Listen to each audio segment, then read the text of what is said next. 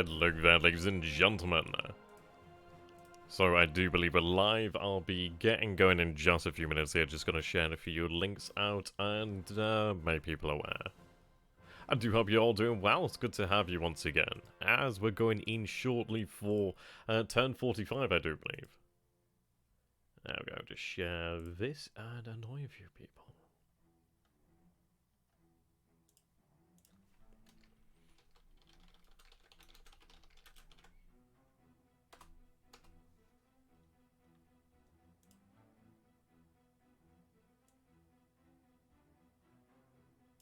Right, there we go. So I will actually be recording this as well. I'm not recording as of yet, but I will be recording it as soon as we get going here. Something no name, something AT. How you doing there, Paul? Good to have you as always. What else we got in? We got the Banzai kid. That's pretty awesome, dude. Welcome. Good to have you guys on board. Okay, I'm just going to finish sharing some links and we'll be good to go afterwards. At least this gives people time to get into the actual stream to see the turn live. It should be interesting. I don't know how we're going to look, but I'm going to hope it's probably well. As Paul says, again, a sinking feeling. Ideally, it's not us who are the ones sinking, but who knows? We'll see how things go, really.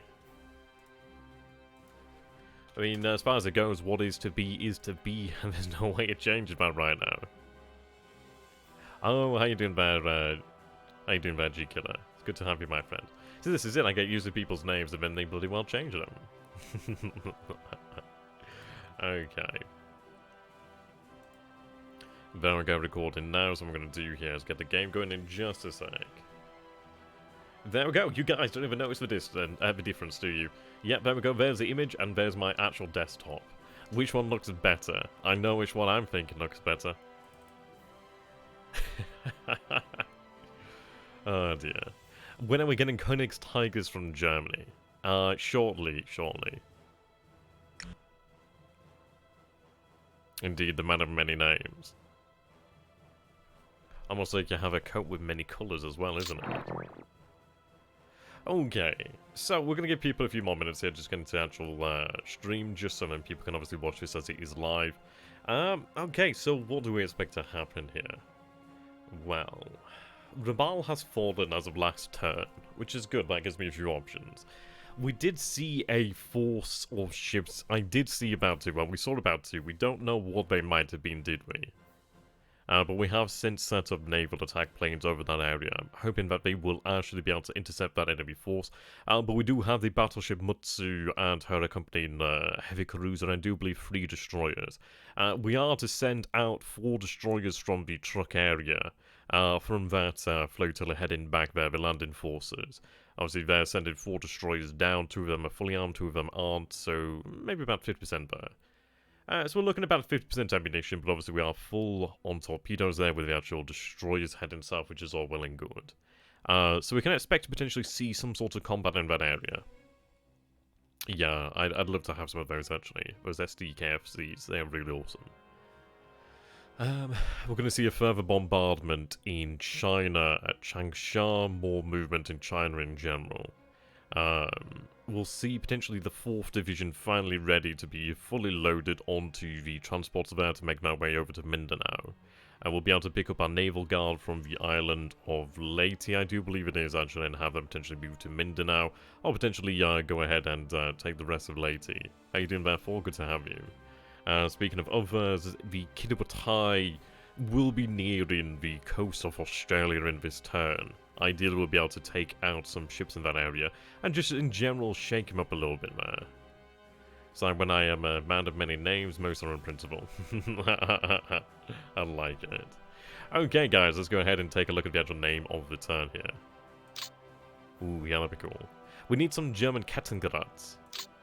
Oh, we actually have a name here. THG has finally named it the Sinews of War.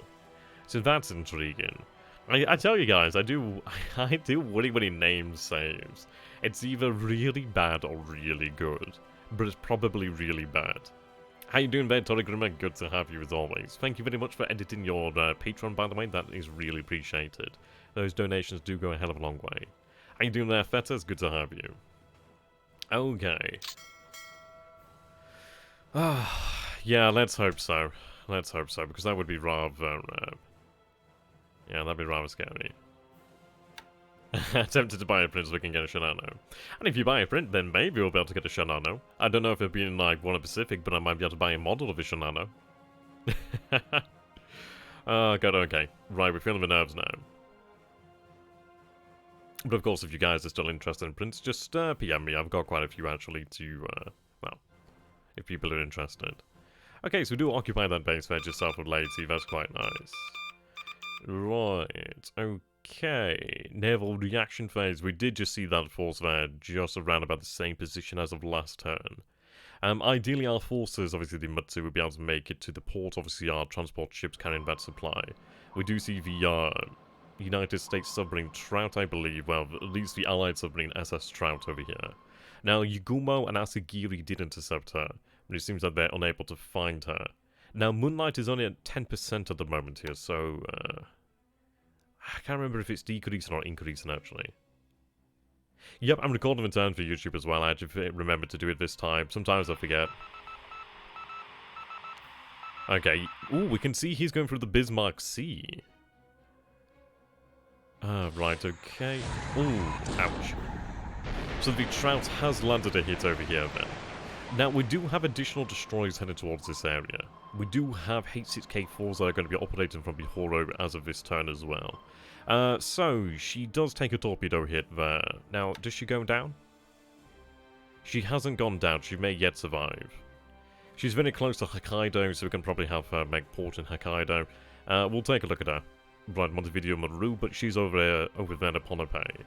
Trout, once again, ideally we can get some vengeance over here. Right, Asagiri is deploying her depth charges. It seems they're above the actual required depth at the moment. And the patrol boats are only like converted ships, really. They're not exactly like sub-chasers. I'm going to be looking towards sending superior ships to this area. But the destroyers will do a good job. We'll just have to keep them really on top of it for the time being. But we can't stop the convoys. They have to continue. But as far as it goes, one patrol boat there taking a torpedo isn't the end of the world. She seems like she's not too particularly heavily damaged.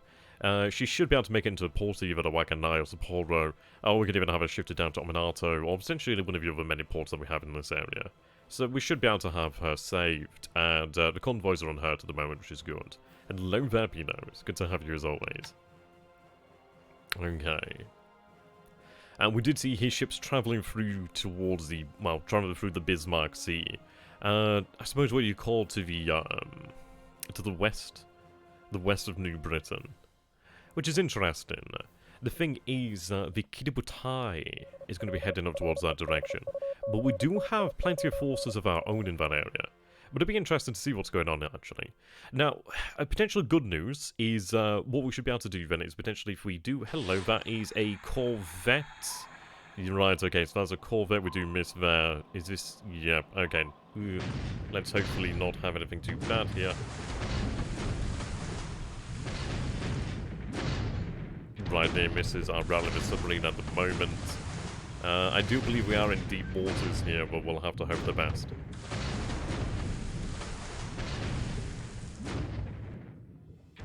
Ooh, okay, that does hurt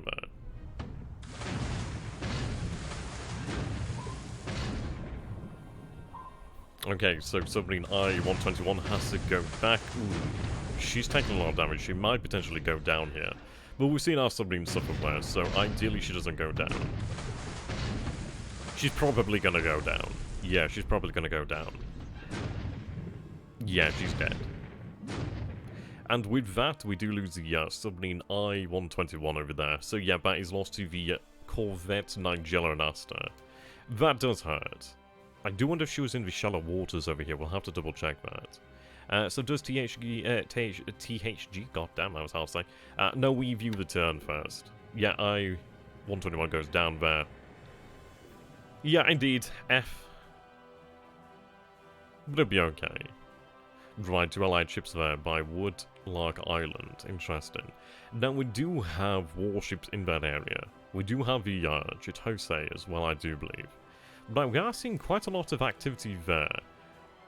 Right, our E14Y1 Glens have spotted quite a few ships there at Johnston, which is interesting. I think we've lost submarines. Yeah, we have lost submarines before. It's been a while, though. Okay, so we do see his own air forces getting involved now at Changsha. That's interesting. Okay, a few casualties there. What altitude is he flying? So he's flying about 5,000 feet here. Okay. So what we're going to be able to do then is look towards actually having escorts of our own over this area.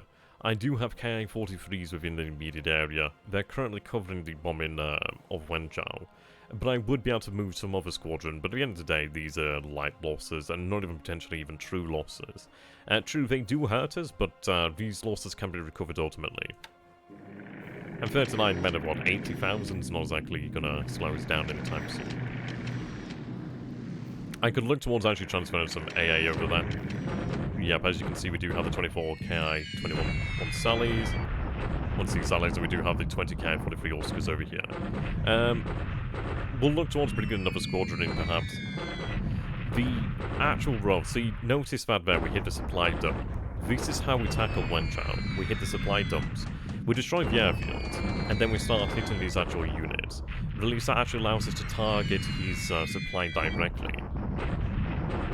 So we're doing pretty good so far. That's what I like to see. There we go. So we got 4 hits on his supply base there. 16 hits on the runway, 2 hits on the airbase. But this is what matters, the actual airbase supply hit. I'd love to know how much it is going to cause damage. Yep, here we go. We've got our first raid over here at Sinkalang. Now being escorted by 27 A6M20s, 15 Ki-21-2A Sallies going in here. Yep, we are seeing allied aircraft being destroyed on the runway. I'm hoping that this will surprise them, actually. No, we're not hitting the industry, we're only hitting the actual airfield itself, much like now. This is what we like to see. Okay, so that's the first raid. And we can see here 1 PBY, 4 Catalina damaged, 139 WH3 destroyed on the ground, another 6 damaged. We should have a couple few, more bombers coming in over here actually. We are going in at about 8,000 feet, I do believe, and it's a good sign to see that our aircraft aren't taking much in the way of damage, if anything, at the moment. There we go, more aircraft being hit and damaged. This will help us out in the area. Now it might be that we potentially see him attack our base in Miri, but we do have 45 zeros as well, so we do have a lot of air power. There we go, so we can see a DO-24K damaged, a H-81. This is some bomber, isn't it? 5 of those damaged, supposedly. 1 more 139 WH3 damaged, another Seagull damaged there. I believe we should have some more. Oh, so we were going in at 7,000 feet, weren't we? What's up there, Major? How you doing there, my friend? Yeah, pretty much, pretty much. Yeah, continue to hit the supply dumps, which is good, so we'll speed this one up over here. Okay. So we do suffer damage to 3 of our aircraft over here, but we do land another 2 hits on the supply base here. HH-1s are the Chinese P-40Bs. Oh, that's fantastic. I was thinking about that, but I thought, surely they can't be. But that's interesting. We weren't previously aware then of the fact that he had fighters there at Sinkwang. So that is actually really quite interesting. So he's been caught napping there. That is interesting. We might potentially have more bombers over that base in this turn as well, actually. We'll have to see.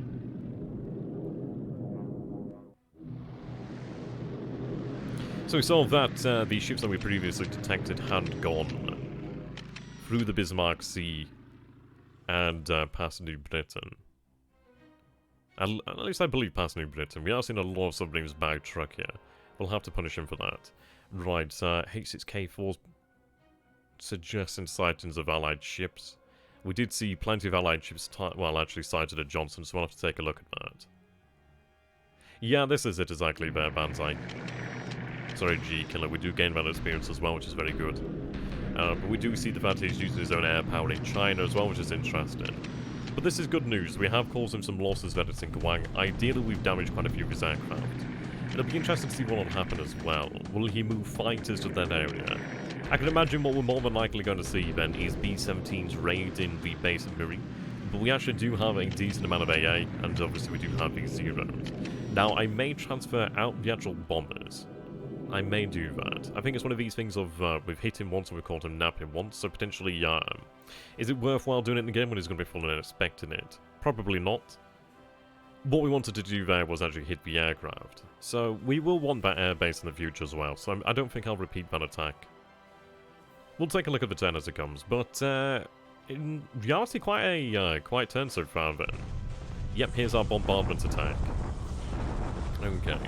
Need to keep a very close eye on these numbers. I'm hoping that we will be continually bleeding their supply here as well. Oh, you're right there. Yeah, I had Streamlabs crash the other day and it looks like it's reset all the options, so I'll have to get that chat set back up in just a moment actually. So once this finishes recording, I'll get the chat set back up. I mean, people will be able to look at the stream when I upload it anyway, so they'll be able to... Oh no, they won't be able to see the comments. I mean, if they watch it here, they'll be able to see the comments more than likely. He'll definitely have his fighters up after that raid, yeah, more than likely. What I'll do then now is actually, before we do finish return here, so do forgive me here, guys. I'm just going to put on the options. Yeah, I had the bloody Streamlabs crash on me the other day, and it reset everything, so that's irritating. Right. God, I'm going to have to set everything up again. That's irritating. Right, chat box, okay. Right, 2 seconds here, guys. Just gonna have to get things sorted out. Probably not gonna be too great at the moment. Well, yeah, ideally be okay. Ideally be okay. Right, okay. Do you guys want to just chat? Yeah, there we go, okay. It's a desktop. Right then, let's get back into the game. Okay, there we go. At least the chat's on. I'll edit it if it needs editing afterwards. But we'll finish the actual recording here. But yeah, thanks for reminding me about that. Sometimes I forget about that. But we can see here 16 allied casualties, which is good. We obviously do sustain some casualties ourselves, but obviously this is a sign. We also just need to continue this. He's got 19,000 men here, supposedly. Only 72 guns, but they seem to be bloody effective guns. Okay, here comes the bombardment of Changsha. Okay. So we do see quite a lot of power there in the city. I do wonder if he's actually reinforced the city. I can't remember what we were looking at as of last turn. But it's going to be interesting. I'm going to continue the bombardment until we have our reserves arrive within the week, I do imagine. I'm hoping to draw more Chinese into the city, into the Battle of Changsha. The reason being, well, if we are able to actually cross the river around about where Kuei-Lin is, or a little bit further to the south, or really elsewhere, even potentially closer to Changsha, then we'll be able to actually cut his forces off and ideally trap them, basically pin them against the river. Because the thing is, like, if they attempt to retreat across the river, it's going to take them longer. That, and if they're not in the correct operations mode, they're going to get absolutely slammed. Okay, let's go ahead and speed up the results here. Okay. So, we suffer 6 casualties and we inflict 20 casualties. Obviously, we aren't using our entire force here. But this is fine. This is forcing him to use supply. It's filling him out and basically beginning to soften him up here. So you can see only 145 guns fired here. Obviously, this being our artillery, which ideally should outrange most of his guns here. So notice the fact that he has used 540 guns. We've only used 1,680 troops here, which is basically the artillery, I do believe. Indeed, that would only be the artillery regiments at the moment. So this is good news. This is actually quite good news. So obviously we only suffered very light casualties. Yep, he has a few hundred guns there, which is fine. Yeah, don't worry, don't worry. Yeah. But as you can see here, he has 110,000 troops. So this is good information here. This is all about filling him out, really. There we go. Yeah, guns can be anything from, like, mortars to, like, actual artillery pieces. So it's one of these. Okay, Niwaltok has reached its first level of fortifications, which is good. I'm going to look at, obviously, fortifying Niwaltok. I really don't want him to actually take that island. I consider building an airfield up there. I consider building a port, but I don't think it's worthwhile. That really is down to the reason that if he actually does take the island, I don't want to make it any easier for him. Okay, so overall good turn. Overall good turn. We've hit his aircraft. We had one of our own patrol boats torpedoed.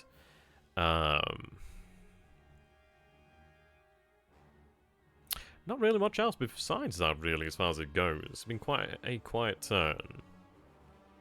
Quite a quiet one. Which works for me. Looking forward to when I can actually get the forces into those areas there. Okay, yep, obviously we're moving our haste escape force. It's going to be interesting to see how they perform now. But there we go, so thank you very much. This has been the replay of the turn. I hope you guys have enjoyed this. I'm just going to quickly tab out here, turn the recording off. Right, there we go. So, I'll just go ahead and start uploading that right now. And then at least people will be able to enjoy that. So what do you guys make of the turn so far, then? I think it was actually quite a positive one. It's one of those where it didn't look like much was happening, but obviously, most of the time, that's usually quite good for us. When it looks like nothing's happening, that's usually a good thing. Okay.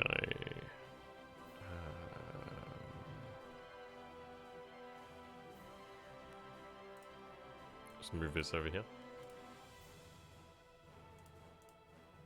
Ah, there we go.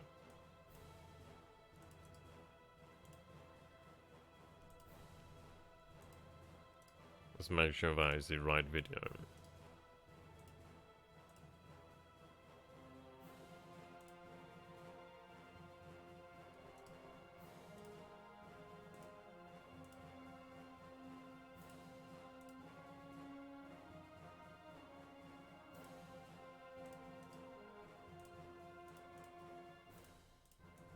Okay, I'll start uploading that now. There we go, awesome. Okay. Right then, so we'll load back in, there we go. Yep, guns in Admiral's Edition is a very abstracted concept. Everything from scored mortars to 32cm siege mortars are counted as guns. Pretty much there. How long until the fall of the city? That's going to be an interesting question, actually. Yeah, we did lose a submarine, which was a shame there. That was a shame.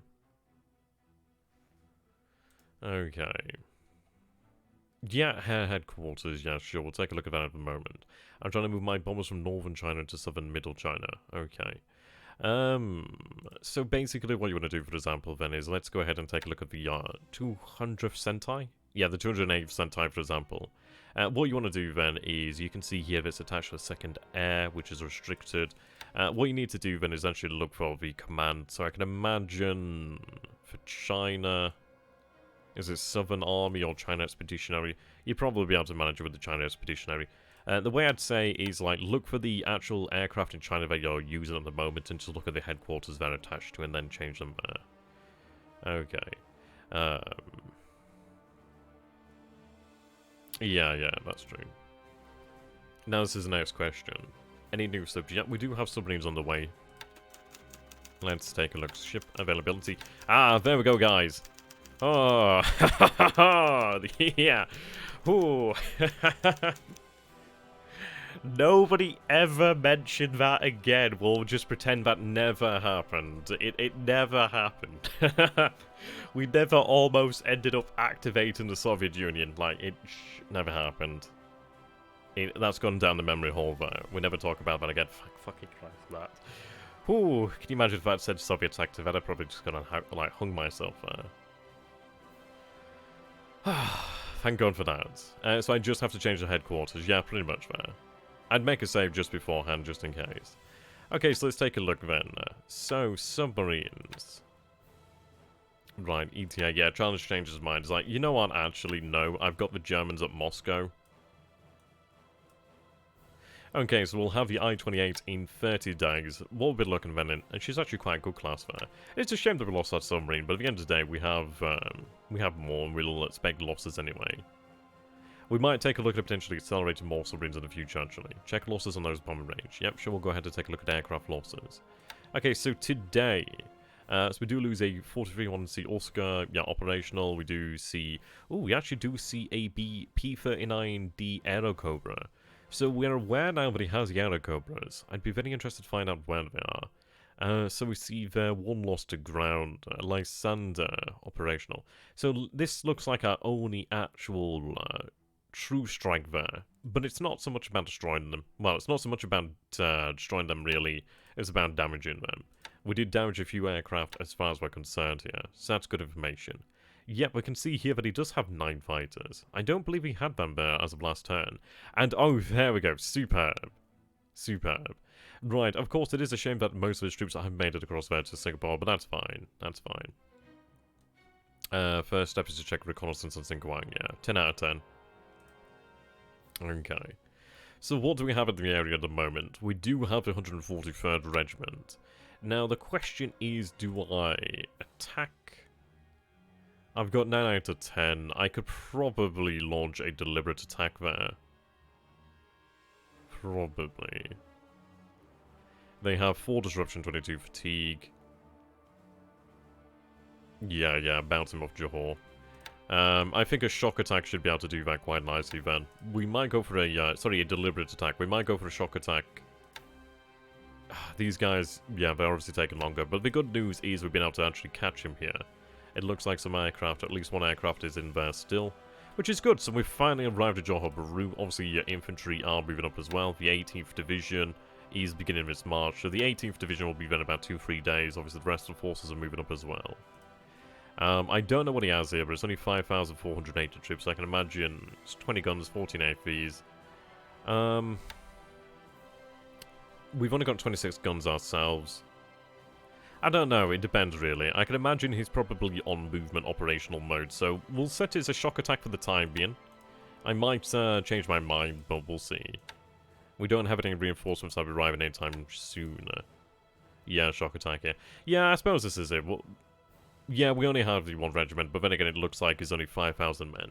What we've got to bear in mind is that number is usually not the actual correct situation. It's like, for example, that 5,480 is more than likely only like 2,000 frontline troops. But that could be, it might not even be frontline troops, it could be like an engineer unit or something. The Guards Division's literally here. We've got the 18th Division here, the Guards Division just to the north. They're only about 44 miles to the north over here. Obviously the rest of our forces are moving as well. Yeah, they're moving. Seems some of them are taking longer than others. Let's go ahead and sort this here by infantry. Okay. They must have only just arrived. Yeah, they've only just arrived actually. More than likely, but as far as it goes, it doesn't matter if he's trying to slow me down here because I'm going to take the base. It's fine by me, you know what I mean? It's absolutely fine. And going by the number of guns gives the best insight, yeah. Yeah, that's true. In fairness, we'll see how the actual situation goes. Because what I could do here then is obviously just have these troops actually rail down here. It looks like some of them are unpacking. So yeah. That's quite a lot of strength there. If they're acting as a roadblock, they'll gain a turn, and in my opinion, they'd be better off in Singapore. Yeah, pretty much. And this is it, and these men probably will be able to retreat to Singapore there. But they're going to be butchered over here, ideally. So we have 26 guns over here. We do have a 75mm infantry gun, and we do have 12 70mm howitzers. I mean, this is it. Guns is a very nebulous term. It's really not very descriptive. But what we want to do here, then, is we'll give them a superior commander, then. Let's see. 63 leadership, 35 inspiration, 66, 59. That works out well enough for me. So we'll have him assigned here, so Fujimoto. So Colonel Fujimoto will lead the attack here. I think I've got Yamashita signed elsewhere, actually. Okay, so we saw that was a success. That's good to see. Now, we are low on supplies over here to Marie. Now, it says low on supplies. Obviously, we do require quite a few here. What I'm going to do here then is stop expanding the airfield for the time being. Let's see. I'm repairing the oil here. I'm going to turn that off for the time being so we're not using any additional supplies. And then I'll have to have a convoy run over there. So begin to set that up. I've actually got a lot of supply. Oh, these are resources, aren't they? Okay. These guys could load up supply, though, so that's good news. What I'm going to do, then, is actually form new task force. Cargo.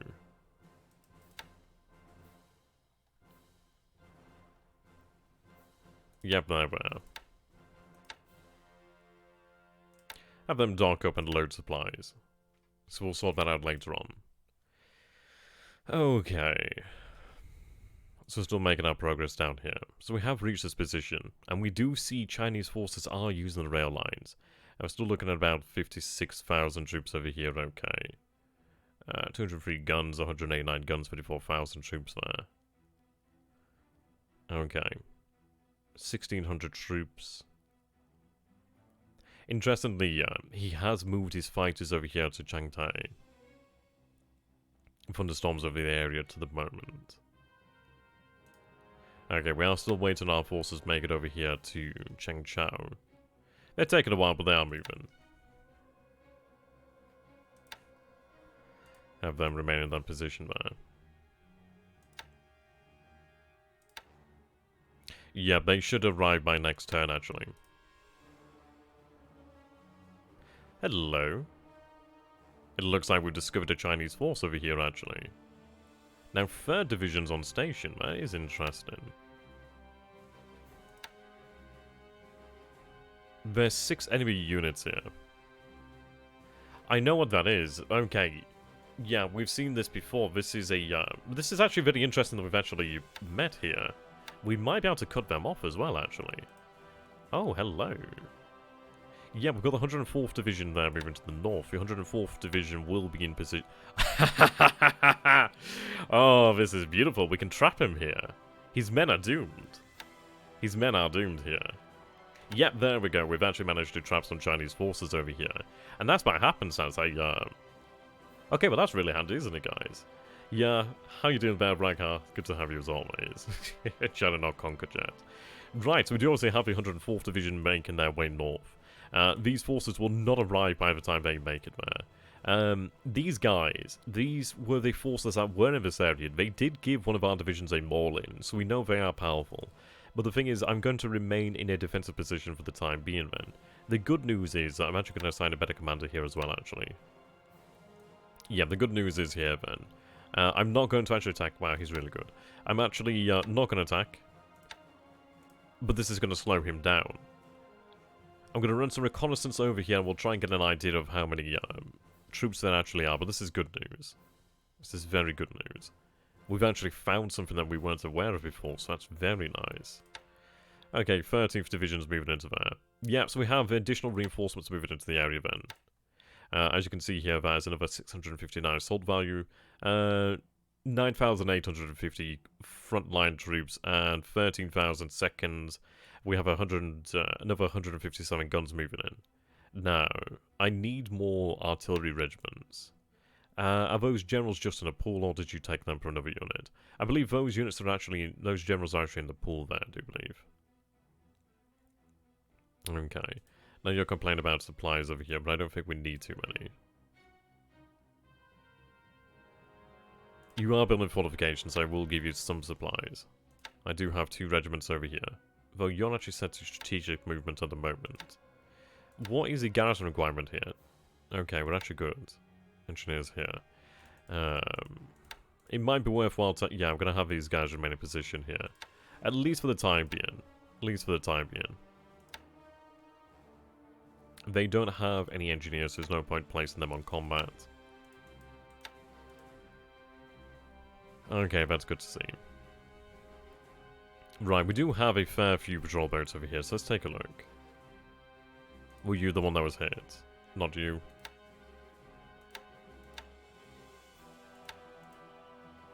What's the terrain of the dot base? We'll take a look at that shortly.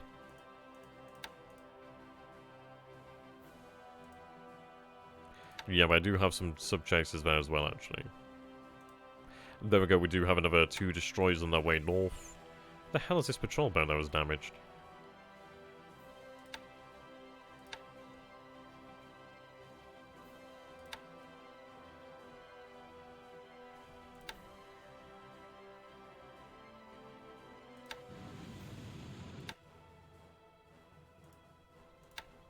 Ah, there she is. Okay, so she was hit hard. Oh, she's actually still afloat, though. Right, what we're going to do then is attach her.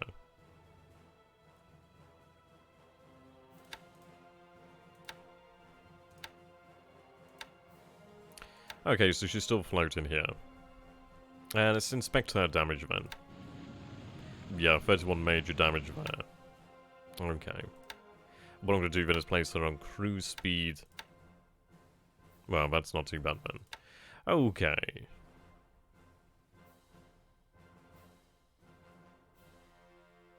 Now, whereabouts would be my nearest source? Where's the nearest shipyard? Probably... Ah, we have a naval shipyard over there in Nagata. Oh, sorry, I had to say naval shipyard, not a shipyard. Maybe Tokyo? Repair shipyard there.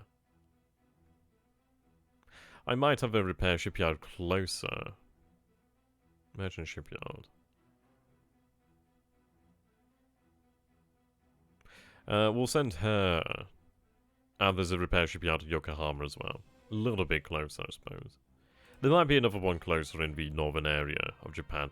But she's going to be heading back there. She might go down, but at least she hasn't gone down as of yet. Right, we do have our H6Ks over here in position. Obviously, we've got another one over here that I need to send down to Yokohama. We've got the Sasebo in position, which is good to see. So they're in operation now, which is nice. Okay. Now we picked up plenty of activity over here. Okay, so we are sighting a AMC, a heavy cruiser, a motor gunboat, and 2 destroyers. Now that's very interesting. That is very interesting. Let's go ahead and take a look at the, let's take a look at signal intelligence. Okay, heavy volume of radio transmissions detected of Auckland, Corvallis, Kodiak, Singkawang, Manadu, and Chittagong. Okay, so we know there's a heavy amount of radioactivity. We do have 2 submarines making their way towards Auckland this turn, actually. They won't arrive there at Auckland as of yet, but we will be there. Right, the Kitabutai.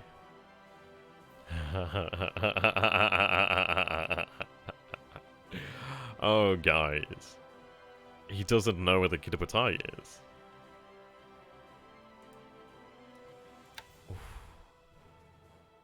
Now, we will be within range next turn, if we so wish to hit Brisbane. But this is absolutely excellent. He isn't aware of the Kitabutai. And they're so close to Australia. I'm hoping he's going to be shiting himself in a moment. And we finally reached New Mayor as well. The siege will begin. Okay. So I do need more supply over here, but what we will do then is open up our artillery. Right, artillery, yep, so we can see here that we do have the field artillery regiment. We do have the 2 mortar battalions over here, but I'm not going to use the mortars as of yet. I'm going to be relying upon the actual field artillery. So we can see here.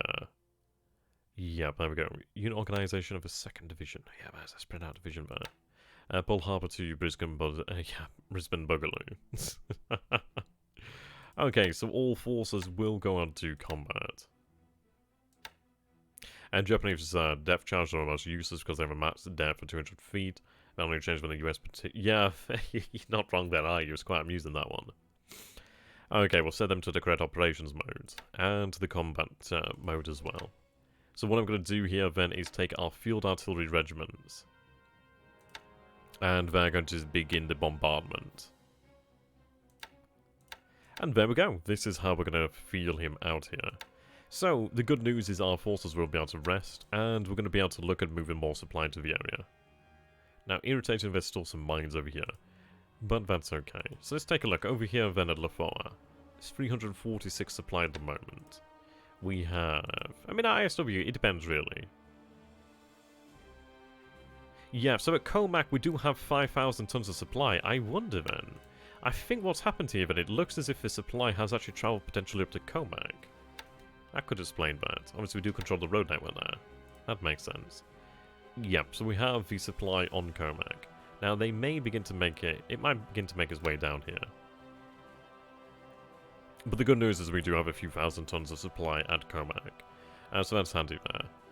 Right, so let's take a look at our forces over here then. So obviously we do have the 8th Tank Regiment. So we have 21 Type 95 light tanks. We do have 58 Type 89 medium tanks, which is very handy. And obviously all this motorized support. So 5,366 frontline troops, 8,886 second line, 166 vehicles, 211 guns. This should be nice. I think you should use your mortars and test if they take losses. We could do.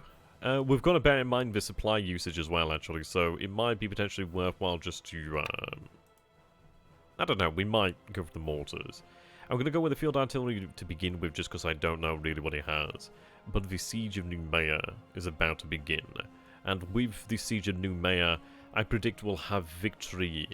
I'm going to say we'll probably have victory by the 27th. The 27th. I'm going to predict a victory at Noumea in a week. Ideally, we'll be able to take it sooner than that. Now, depending on the resolve of his forces here, that might very well actually come true. What I'm going to do here, then, is, let's see, so we do have a Naval Guard, and we do have the Maizuru 1st SLF as well. Interesting. I might have a Naval Guard potentially make their way there, but he won't be able to retreat here. Yeah, he's not going to be able to retreat. He's basically doomed here. How good are the airfields on New Caledonia? At Noumea, we do have a size 2 airfield and a size 2 port. The FOA has nothing at the moment. It does have capacity to be a large airfield. Comac has a port and no airfield. Bellop Island has a port but no airfield. Yeah, we're going to be able to make use of Noumea. We'll be able to make use of that. Now that's interesting. So we spot here then 6 ships moving east. 3 destroyers and an AV, supposedly. Interesting. How goes progress at Luganville? Okay, so it's 73% here at the moment.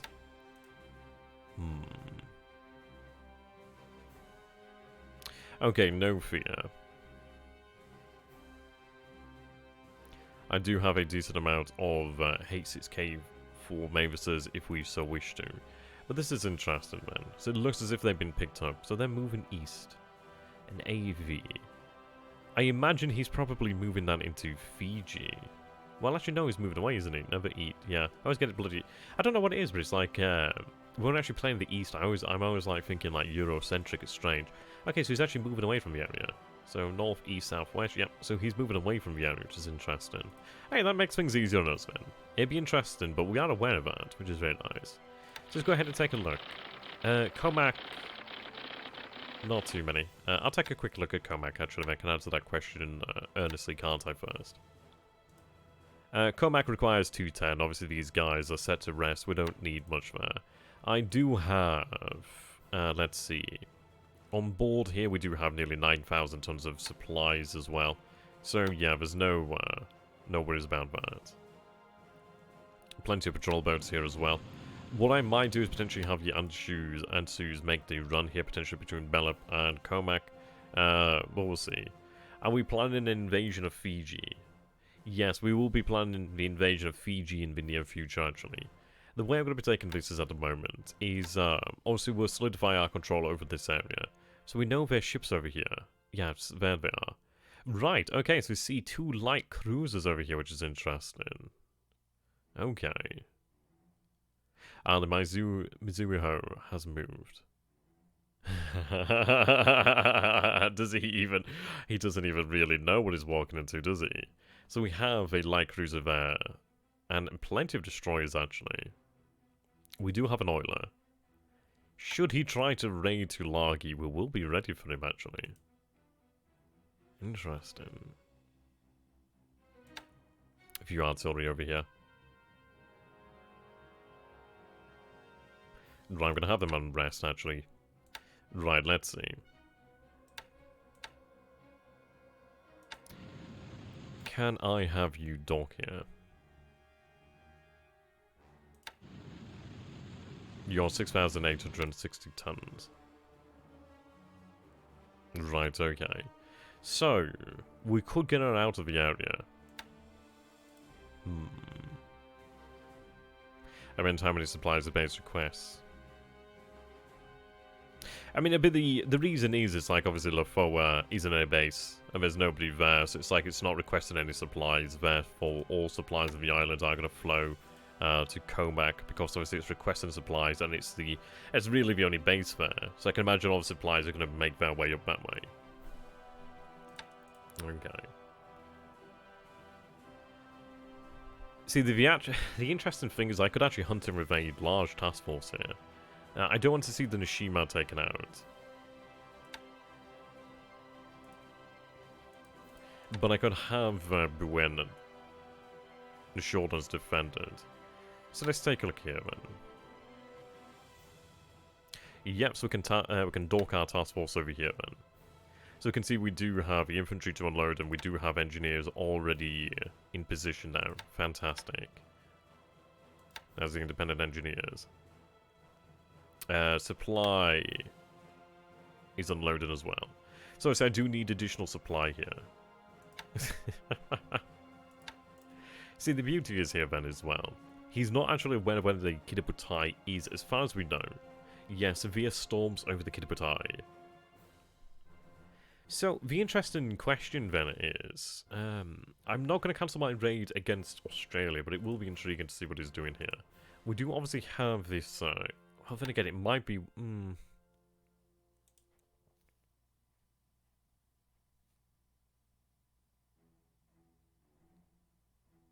The raid against Brisbane isn't essential, actually. And in fairness, this is obviously just what we intended to move and do, is move north anyway. I mean, 2 light cruisers there, supposedly, is a very nice kill. The thing is, he's actually taken them down into the Coral Sea as well, so we could give him a very rude awakening, actually. That would be rather nice. So yeah, we could move towards the Coral Sea, towards the center of the Coral Sea there. We do have plenty of, well, plenty of assets nearby as well, which is very good. Let's take a look at the base of Rabaul. So Rabaul there, you can see the airfield is operational. The port's still damaged, but obviously we can get more supplies in here. We're going to need them really shortly, actually. Okay. These men are going to be put into rest mode. Engineers remain. Yeah, there we go. Can you use H6Ks to attack them? We could potentially. I'm just going to see if we actually do have aviation support over here. So I've got 32 aviation support at the moment. Excellent. Okay.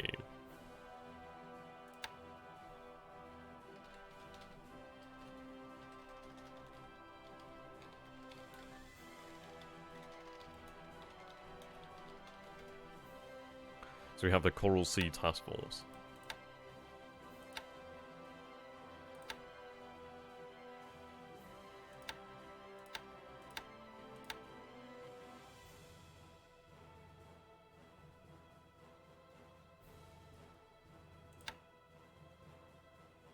I could potentially even add the other 2 destroyers there, for example. Oh god, yeah. I mean, let's take a look over here then. So we have the battleship Mutsu. She's the largest battleship that we have here at the moment in time. We have the Aoba. She's the Aoba class heavy cruiser. She does have a little bit of major damage. The thing is, we've got a major advantage in the fact that we do have search planes. We actually know where he is. So we have here, obviously we have destroyers with an intermittent amount of ammunition, but their torpedoes are still there. So 1, 2, 3, 4, 5, 6, 7 destroyers. I might bump that up to 9, and yeah. 8, 9, there we go. Increase our strength there. So that's an 11 ship task force should I choose to send it out there, but I don't think I will do.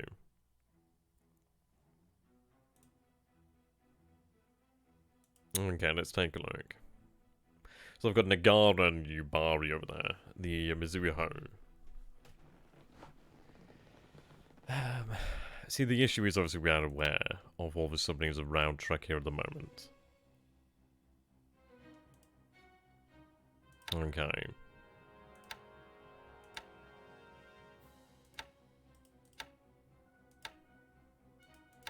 What mission is she on? She's on cargo. So move her into Trukk. There we go. Yeah, what we need to do here then is obviously deal with this.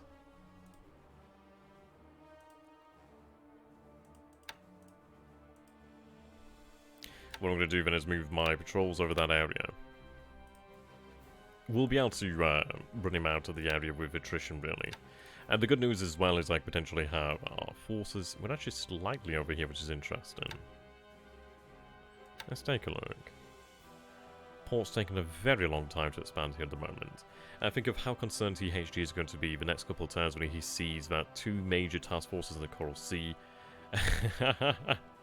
Well, this is it. I mean, it's a very different situation, isn't it, from what we previously saw in the last few turns. Our position of weakness has really quite changed. It's like, for example, I do have a large task force over here, to be honest. I mean, obviously, it's guarding the actual ships over here. But I still have the Kinigusa, and we have 1, 2, 3, 4, 5, 6, 7, 8 destroyers. I do have an escort vehicle, patrol boats, a couple AMCs. Obviously, those are armed. Obviously, there's way too many ships for us to actually be able to fight effectively here. But what we'll be doing then is... I mean, obviously, we do have ships over here as well. I think it... it's interesting, so they're moving southeast. Is he looking to potentially raid Tulagi? Is he looking to potentially raid Shortlands? What is he looking to do out here? Because I do have a... I could have a force out there assembled as well. I could potentially have a light cruiser detached over here with some destroyers. It's interesting. It might be best actually to have the Coral Sea Task Force then. What we'll do then is, let's see. I'm going to set my first... let's see. We'll set the first patrol over there. Okay. Yeah, we'll have them move to that area. Now, he could be over here at Tulagi by the next turn, which is interesting.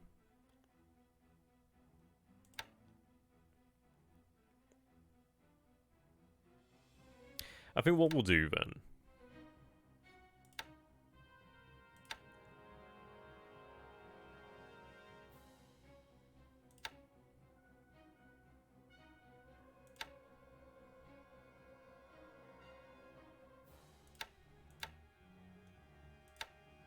Right, take the Sata. Or Sata. Move you in there, take the Fubuki.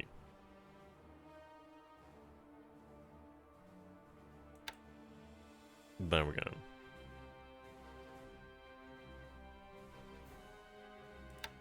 Now what I'll do here then...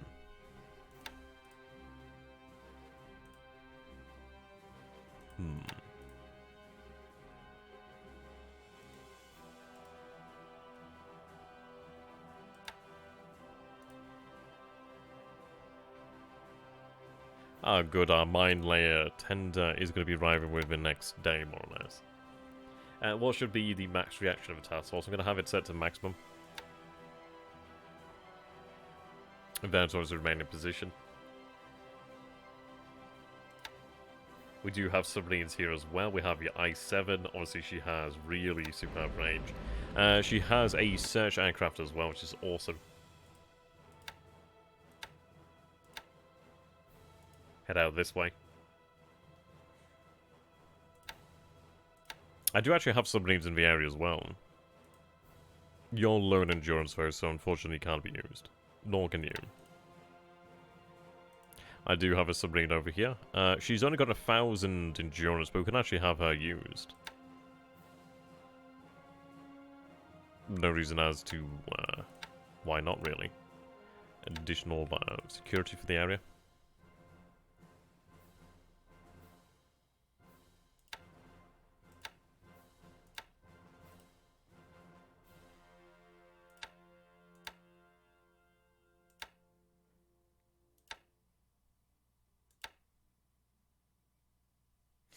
Okay, so we do have another destroyer in here as well. So we have a Matsuki. You're obviously a Fubuki. I think the Fubukis are superior, actually. I can't remember exactly which one is. Oh, yeah, it's definitely superior to the Matsuki. You can go back in here, then. So we have here, then, a Matsuki. Some nice destroyers in here, actually. Okay, some very nice destroyers in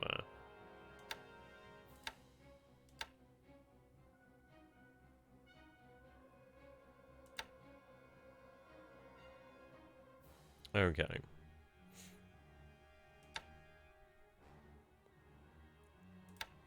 What I'm going to do is take 2 Kikiros. I know it sounds crazy, but this is the end of the day a Yoila. I mean, is it potentially worthwhile to stay in this area here? I could have her disband. It probably is the best idea then, I suppose. Yeah, okay. What we're going to do here then is have you disband to Tulagi.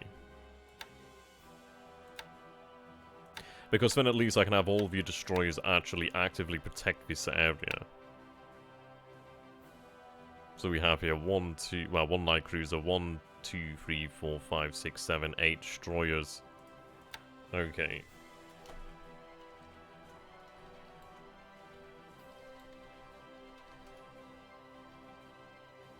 We are fully armed, fully loaded. We do obviously have quite a lot of torpedoes there. So if he is coming to battle, it's going to be interesting.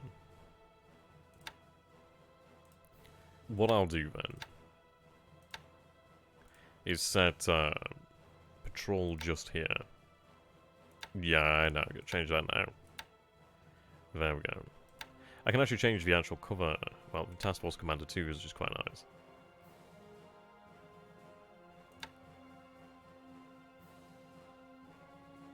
He's actually not bad.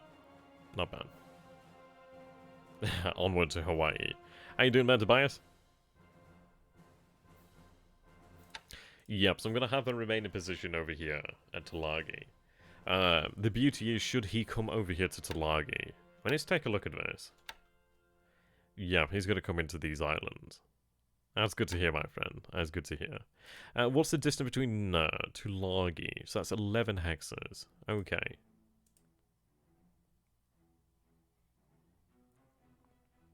I know it's going to be quite nice, isn't it? That's taking a very long time. You are docked up, actually. It's only level 1 port.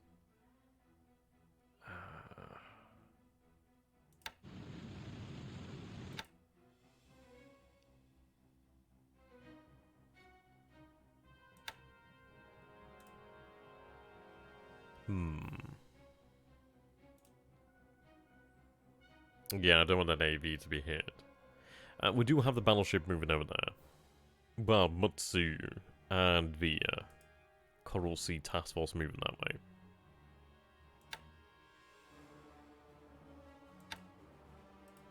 The good news is obviously we do have these submarines over here, so that's excellent. It's interesting to see that we were correct then that they did move through this area.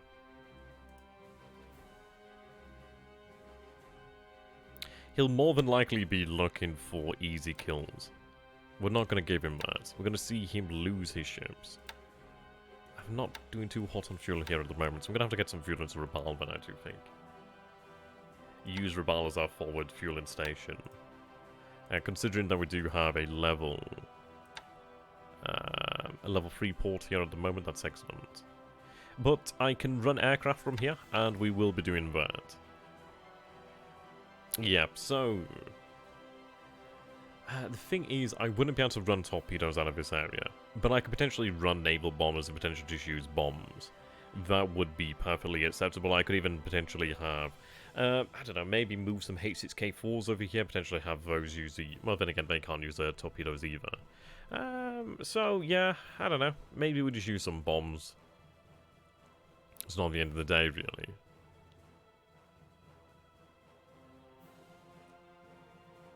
The good news is, if he actually does decide to move on to Rabaul, I believe I do have range, which is good. I need to get an air flotilla headquarters out that way. I might do that by using transportation aircraft, actually. Hello there, Infinite. How you doing there, my friend? Bombs would ruin light cruisers. Well, yeah, this is it. Basically, light cruisers are very lightly armoured, aren't they? So, we have noticed that this force over here that was round about Manus, near Manus, has since moved into the Solomon Sea, which is actually quite a fair amount of movement there. So I wonder if he's moving at full speed, perhaps. That would be interesting. But the good news is, of course, the Kitaputai remains undetected, which is excellent. So, we do have a choice here. I could potentially move the Kitaputai to the north. And it might be worthwhile. I mean, the thing is, it's like we can always hit Brisbane in the future. But it might be worthwhile, while we're undetected, to actually move up the coast over here. I know it sounds kind of like counterproductive, but what I'm thinking here, for example, guys, is the fact that he doesn't know we're here. Okay, so he doesn't know the Kiributai is here. Okay, remember that. So, his ships are still going to be operating in the area, potentially. We might actually be able to get them. We might do. I mean, I'm not against hitting Brisbane now. It's one of these things we still have to be within range of Brisbane. And, sure, it's all well and good hitting it. We will have chances, but, it depends, really.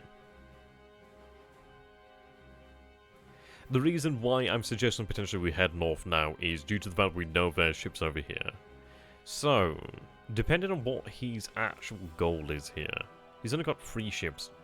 Granted, 2 of those are light cruisers, they are going to be decently powerful. But the thing is, let's see, partial cloud, task force spotted, okay.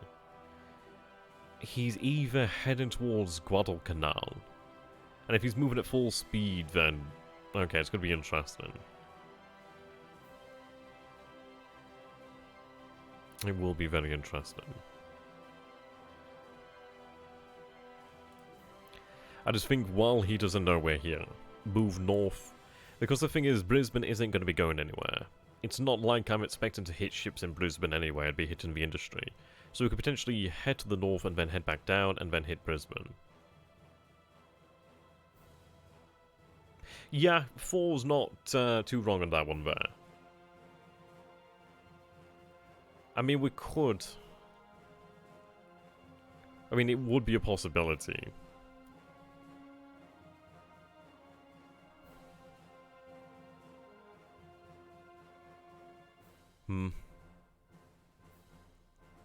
Yeah, so obviously that would make sure. So basically what Infinite is suggesting here is that we basically split the Kiributai. So basically one half would head this way and the other half would head this way. Therefore just eliminating any way for him to retreat. I mean, we would be about 11 hexes out, but something to bear in mind.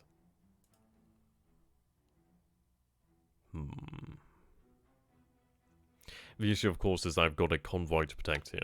So potentially we do go on the split plan. I mean, at least we do have some CVs that are going to be covering the actual convoys. We do have CVs moving this way up the coast as well, so we might potentially catch any targets. You don't really need the assets of the Kiributai to take out these CLs. We don't, but obviously it would be far easier. The thing is, it's like, we are going to try and actively engage him here. But the reason is that I'm actually considering using the Kiributai. Is he doesn't know they're here. I know it seems like a really mad concept and people will be thinking, well, why don't we just hit Brisbane now? Brisbane's not going anywhere. Okay, let's just state that one. Brisbane isn't going to go anywhere. We might potentially go north now, a day ahead of schedule or 2 days ahead of schedule. But the good thing is here, we stand a chance of actually catching any unsuspecting traffic up this way. We also actually catch him here and destroy him outright. We do have the Coral Sea Task Force, which is going to be moving down to Buin, to the Shortland, so the Mutsu and the Aoba is going to be moving down there. It's gonna... I don't know why that message isn't allowed to be posted, man, that's weird. I could do a moderator here sometimes, actually. I need to post this. Sorry, save this so I can actually open it in Windows. Punish the EP strike, make him pay for that move so he thinks twice before going deep into your rear. You can split the Kiributai, 2 or 3 CVs will be enough to kill 2 CLs. Oh god, yeah, more than likely.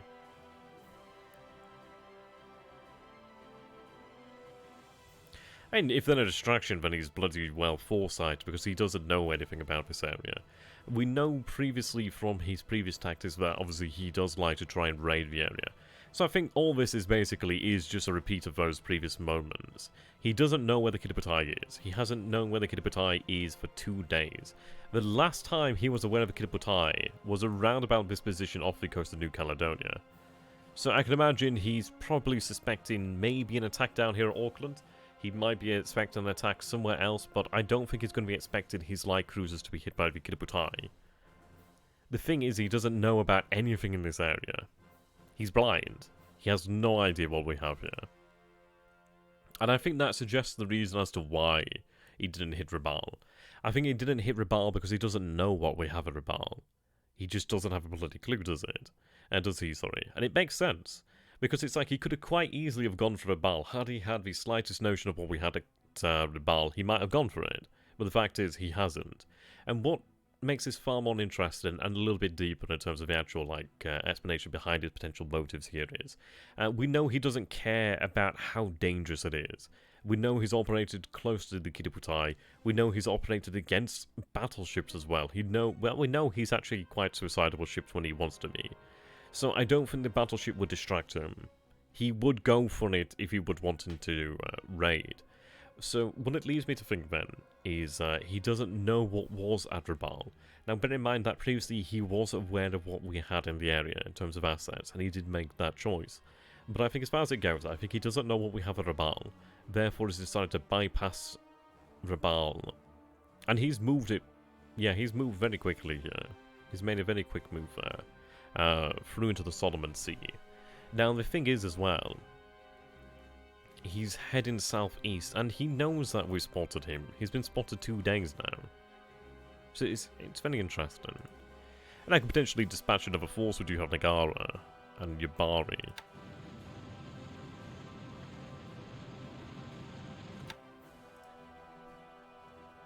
The question is, how many days of full speed can he afford?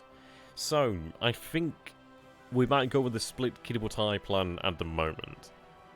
And it'll be actually quite interesting to see what his reaction will be. Because he might, it might be that the light cruisers don't actually make contact with the Kitaputai doesn't make contact with them.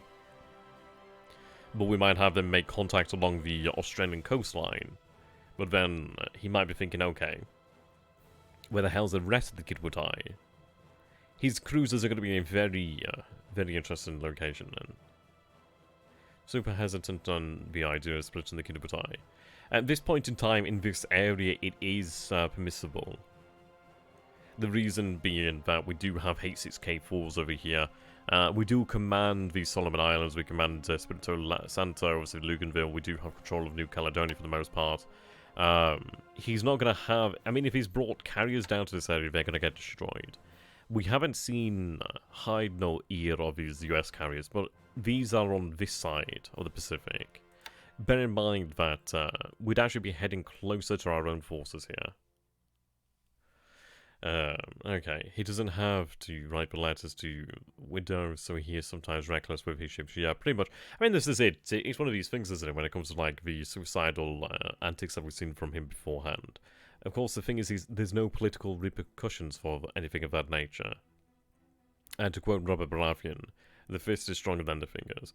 But you've got to bear in mind we are still sending 3 fleet carriers. 3 fleet carriers is no bloody joke. It is no bloody joke. They're going to be escorted by a battleship each, and obviously they're going to be escorted heavily. They're not going to be far apart from each other anyhow. A day's distance at the most. I think we can afford to do this. You've got to bear in mind we are moving to our own lines. We have a submarine over here at Victoria Strait at the moment. Obviously not saying that we know everything that passes through here, but at least we do have that. I've not detected anything in this area as such. It'll be interesting. I don't think he'd move his assets out from here. I don't think he would do that. Moonlight's at 17% then. Okay, so Moonlight is increasing. So we did see our own submarine destroyed off the coast of Osthaven over here, so that's a shame. So it might very well be time to return to Kotobaru now. He'll be happy about that, but it's not too bad. It hurts. It does hurt. It's a shame that we lost her, but they did very well there. Well, the thing is, you've got to bear in mind, like, what does he know about the Coral Sea?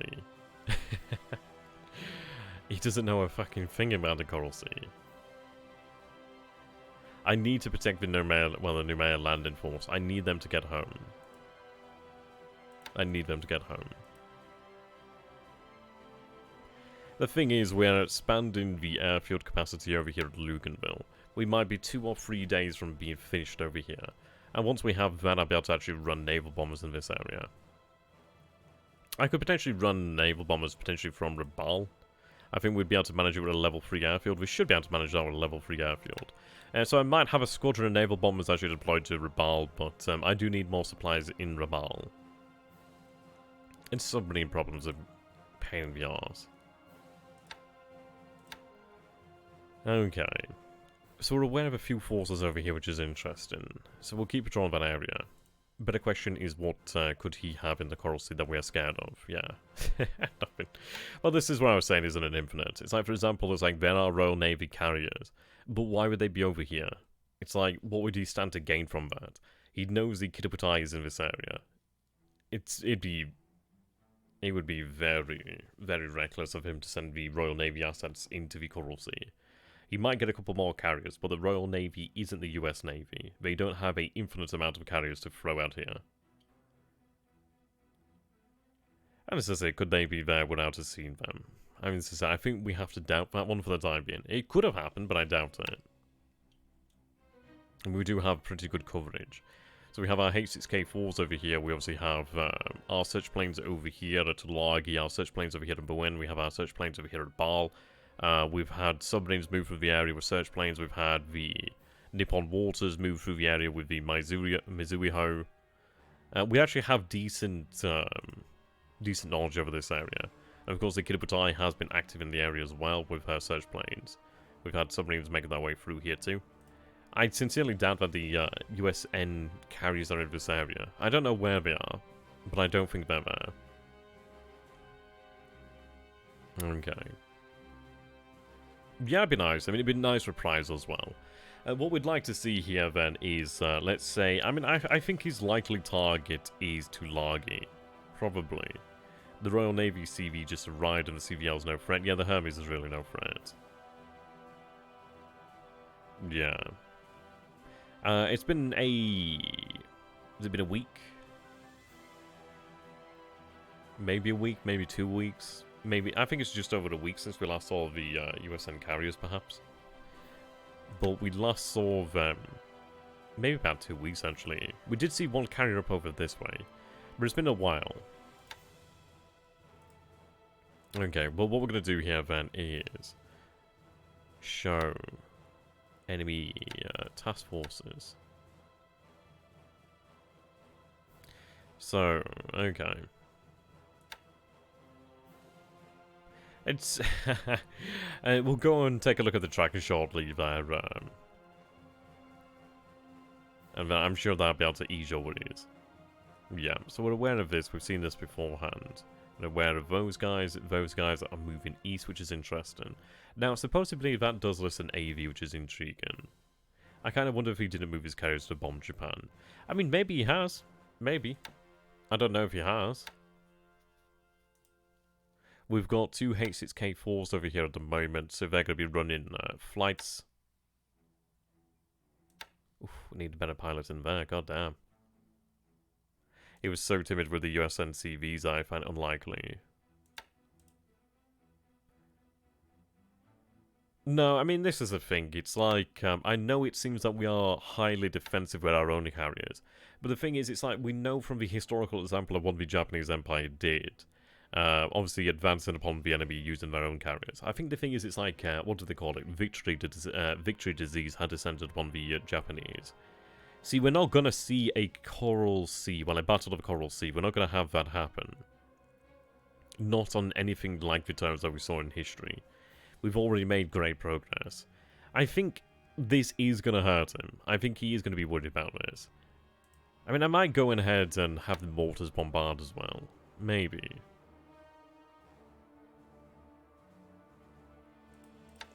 But as far as I'm concerned, I'm gonna stick with the field artillery actually until we get an idea of what he has here. Actually, the reason being I need to figure out how many guns he has, and the fact is, if he has those guns, they're all going to be fired in response to our own fire, basically counter battery fire. So the field artillery is going to be able to cause more damage, and they're still going to make him use supplies. And all this is about is really, well, making him use supplies. I need to force him to bleed the supplies here from this base, because we know he's not going to be resupplied. I'm more afraid of land-based air from Oz than the USN CVs, indeed. And this is the good news. The fact is, he might be expecting a raid down here, but he hasn't seen the Kitaputai. I mean, this is just so brilliant, isn't it? The fact is, we have the severe storms over our carriers at the moment, which is brilliant. Yeah, severe storms over the Nippon waters. Yeah, storms over Tulagi. Quite a few storms in the area, actually. Indeed, they were. What is the opportunity cost of bombing these CLs with Kitabutai as opposed to bombing Brisbane? Yeah, this is it. I mean, it's always good to have a discussion. I mean, as far as it goes with bombing Brisbane, we can score some VP, we can cause a little bit of damage, but we never remain on station long. I mean, what we're going to be looking for really is obviously just cause an uproar in this area. I'm more so looking for, like, naval targets, targets that I can actually hit and destroy. But Brisbane was to be the target should we have been spotted. I expected to have been spotted. And this is it, it's like, there is a worthwhile aspect to bombing Brisbane. But, yeah, we can always come back. But the thing is, it's like, this plays into the plan, obviously, moving north. I can always come back and bomb Brisbane in the future if I want to gain some VPs, but it's one of those where it's not entirely essential. We have what we need here. And as far as it goes, escorting this convoy safely home is very important. Destroying enemy forces in the area while we have the opportunity to do so is very important. I'll tell you what I'm going to do here, man. I'll have them, so they're going to patrol here still. I'm going to have them move and patrol this area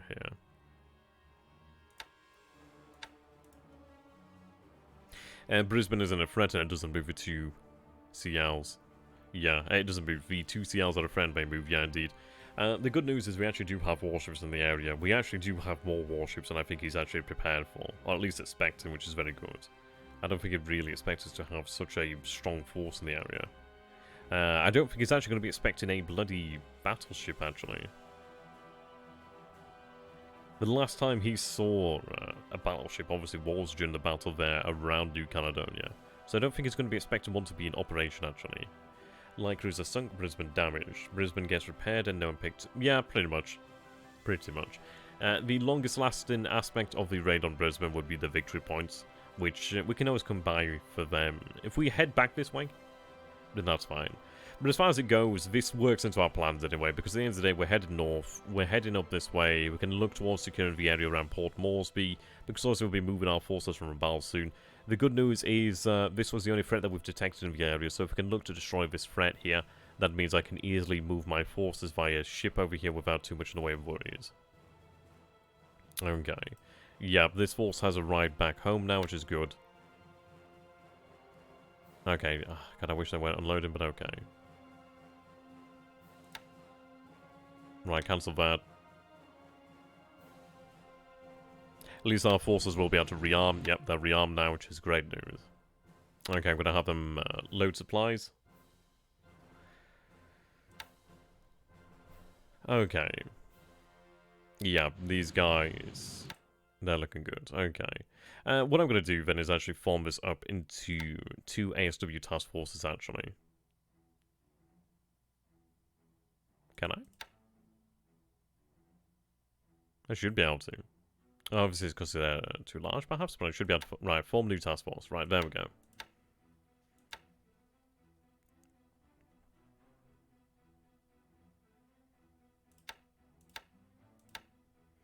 Right, 106.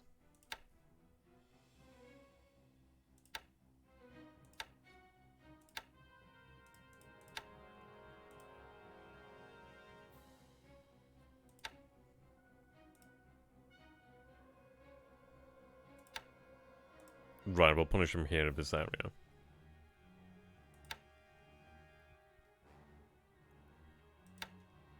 How you doing, Heika? Would going along using port attacks be more useful due to the shipping that will be sunk by the Kitabutai, and it's still being able to hit the warships run up the coast. But the thing is, if you're hitting port, you're only hitting that one port. What we're doing is going to be running up the coastline on naval attack, so that means that we will be able to hit ships. We won't be able to hit ships in the port, but if we hit ships in the port, we're only hitting ships in that port.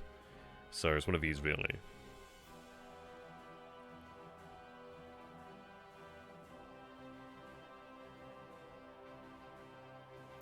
Yeah, so we will be doing what you'd like there, Carl. It's just always we're not going to be hitting the ports.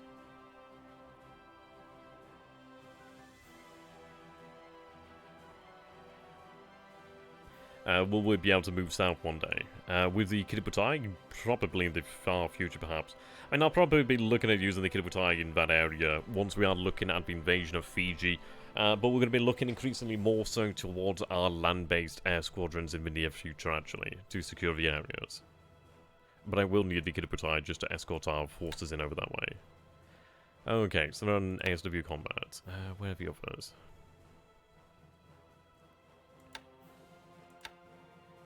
Looks like I took them out from a different force. So that was 106. Okay, so they've come from 106. That's fine.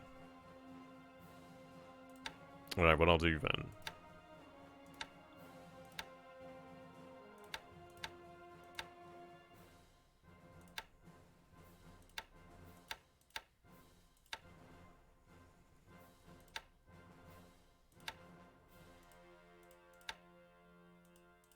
Ideally, we'll be able to give his something as hell this turn.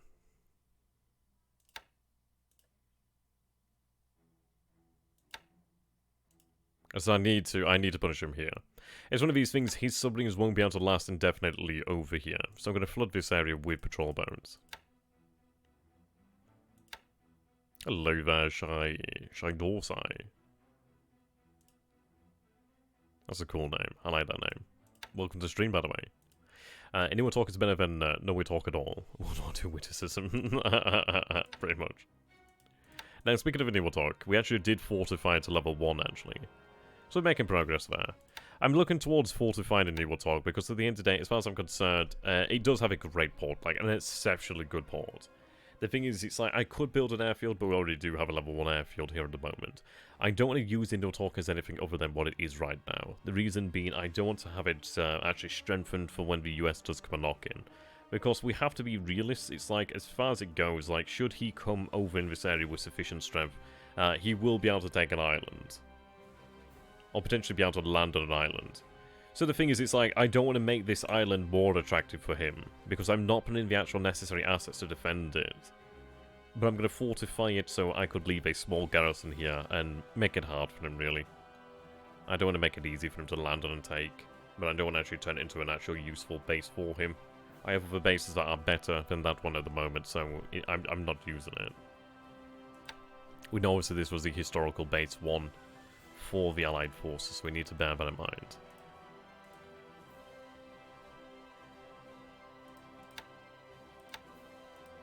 I'm going to enjoy trying to hit some submarines over here.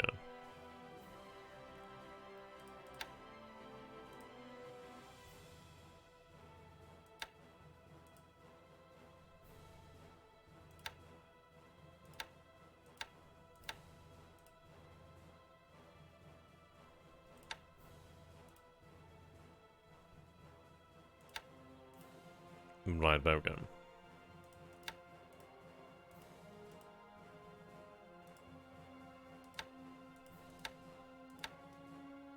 I suppose this is it when it comes to ASW. I mean, I can patrol around the islands, but as far as it goes to like protecting all aspects of the island, it's not going to work due to the fact that his zone is going to be in like at least one direction, more so. He's not going to come from every direction at once, is he? Right, there we go. So, yeah, we're going to have plenty of ASW there.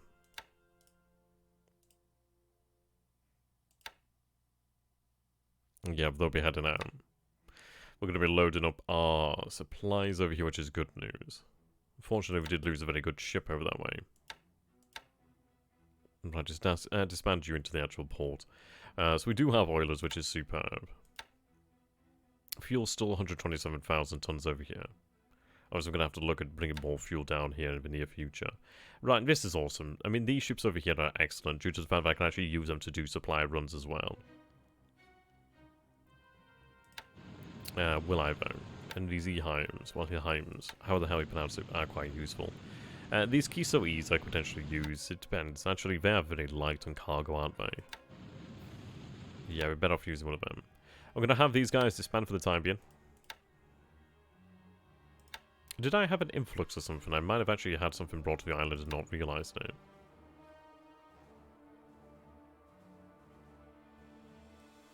Not as far as I'm concerned. Only 89 engineers here, 2 vehicles.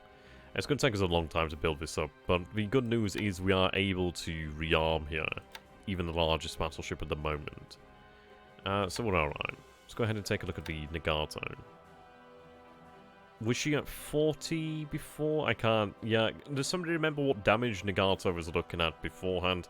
I think we repair 1 point per day or something like that, so I don't think it would have been 40. Maybe 37 perhaps, if she was indeed repaired. Good. AMC Kiyosumi Maru has arrived over here. She's unloading. We'll have her dock. There we go. Cheers, Infinite. That'd be appreciated. Yeah, I think it's about 1 point per day, something of that nature. She's a big ship. It's not easy to repair ships. These things are massive. Okay, the beautiful thing is, let's see. Still looking at that detection, which I find very interesting. But loading has been completed here, and we have regained all of our men here.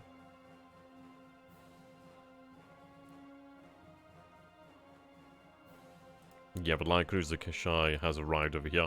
So I do believe I'm going to be looking at bringing some men away from Wake Island to reduce the amount here. Yeah, we are overburdened. Still fortifying the island. We're not abandoning Midway. We're going to stop building fortifications there for the time being so I can get some more supply in. I don't want to use them all. We're not abandoning Midway. We still have a Naval Guard unit here. We still have the 53rd Naval Guard. But this... Let's see, we've got the 53rd Naval Guard and we also got this engineer unit over here. Which is very small and able to operate planes out here, which is awesome. It works for me. Yeah, we have enough aviation support to actually look after this, which is great. A nice airfield as well, once we get it obviously repaired. But we're looking fine. Yeah. What we're doing here then is we are taking the 24th Infantry Regiment, at least the last part of it, off the island. So there's the support there of the actual infantry. Well, what remains? The unit is over here at Rabaul. So over there at Rabaul, and it's in Task Force 85. Yeah, there you go. So what I'm looking to do then is actually have them return over here to Rabaul and join them up. Nagato was on 3617 on... Right, okay, the 20th.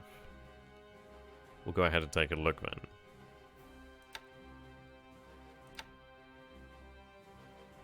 Oh, that's looking good then. Okay, so it's not 5 points per day then. Sorry, 1 point per day. I thought it was something of that nature. Oh, that might have been for major. I might be just talking out my arse, to be honest. I'm not entirely familiar with repair mechanics. But there we go. So it looks as if we have repaired 5 points of engine damage there, which is good news. Looking sweet. It should be ready in no time. Repair points 891% there. Okay.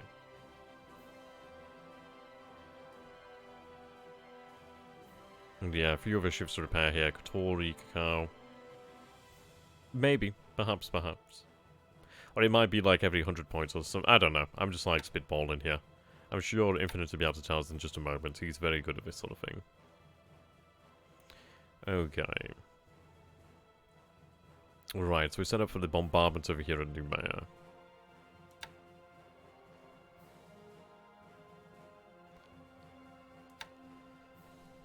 As far as I'm aware, we don't see anything here. Yes, right, Infinite. How many points do you repair per day with ships then? How does ship repair work? If you could give myself and everybody a rundown, I'm sure we'd appreciate that. I'm just putting you on the spot, but I imagine you'll know about it. If not, that's fine.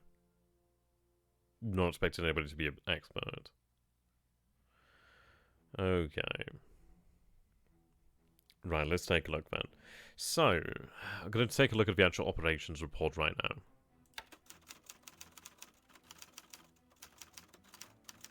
Montevideo Rouge seems destined to go down beneath the waves. Yeah, 185 return to Saigon. We'll check on submarines in a moment, actually.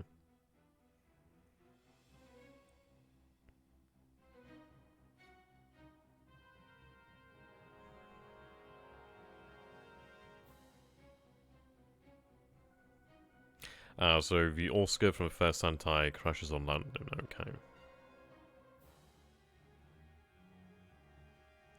3 allied ships at 116110 near Trukk. Those look to be the actual submarines there. Okay, I'll take a look at that. Thank you for posting the link there. So obviously if you guys will learn more as well, feel free to check the link. God damn, I'm getting like tongue-tied. Oh dear. I think it happens when I get too excited.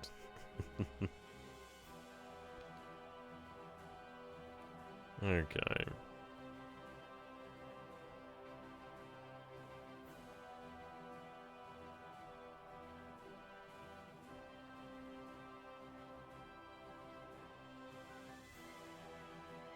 So Takaros has expanded her airfield to size 9. Inuwatok expands fortifications to size 1. Kota Baru expands port to size 2. That's nice. It makes things a little bit easier there. I don't think I need to expand it much more beyond that. Nardi expands airfield to size 2. Ooh. Isn't that lovely of him, guys? Isn't that lovely? THG, he's building airfields up for us on Fiji. Can you imagine? Just imagine his face now, guys. Imagine his face when he realizes, on the day that we do conquer Fiji, that he's given us beautiful bases to use. Okay, here we go. So as you guys can see here, we do have some A6M20s in the delayed pool now. So a couple of those will be making it into the actual pool as the days go on by, which is fantastic. So we'll have more zeros for the Kidabutai to take on for replenishment once they do near the bases in the area. And this is it. I could have the Kidabutai split in half, have one half potentially move up that area, have the other half concern itself with protecting the convoy, and concern itself with actually destroying the light cruisers. The other half obviously can try and sink any aspects of naval activity along the Australian coast, and really open the way up for Port Moresby. We'll have our... And the thing is, it's like, okay, well, at the moment, so I need to load supplies to the actual landing forces. It is a more efficient use of fuel to load these supplies now and then go pick up the troops rather than pick up the troops and then like, okay, well, we haven't got any supplies. So we'll load the supplies, head to Rabaul, pick up the division there, and then we'll transport them over to Buna, offload at Buna, travel overland from Buna to Port Moresby. Which would be quite good. Okay. That's a shame. But it is the only thing we've lost for a while now. And obviously this has been rectified, so we're looking good again. Now we are gaining score here, which is very nice. We're up to 6,000 points at the moment. We're hopefully able to surpass him in points. I'm hoping that we will be able to do that. Yeah, strategic losses. I don't know what strategic losses are concerned as. Okay. So let's take a look at our ground reinforcement schedule. So a few days we'll actually have some more independent engineers here, which is nice. Mountain guns, very good. Yeah, some more artillery in Tokyo. So these forces actually could be specified towards being used at the Aleutians, perhaps. More forces at Hiroshima, Osaka, and the Naval Construction Battalion is going to be fantastic, actually. The 4th Air Division is actually going to arrive, which is going to be awesome. You take a look over here, so in Shanghai, Shanghai is going to receive new... I mean, the good news is I might even have some of these brigades actually just garrison the cities, perhaps.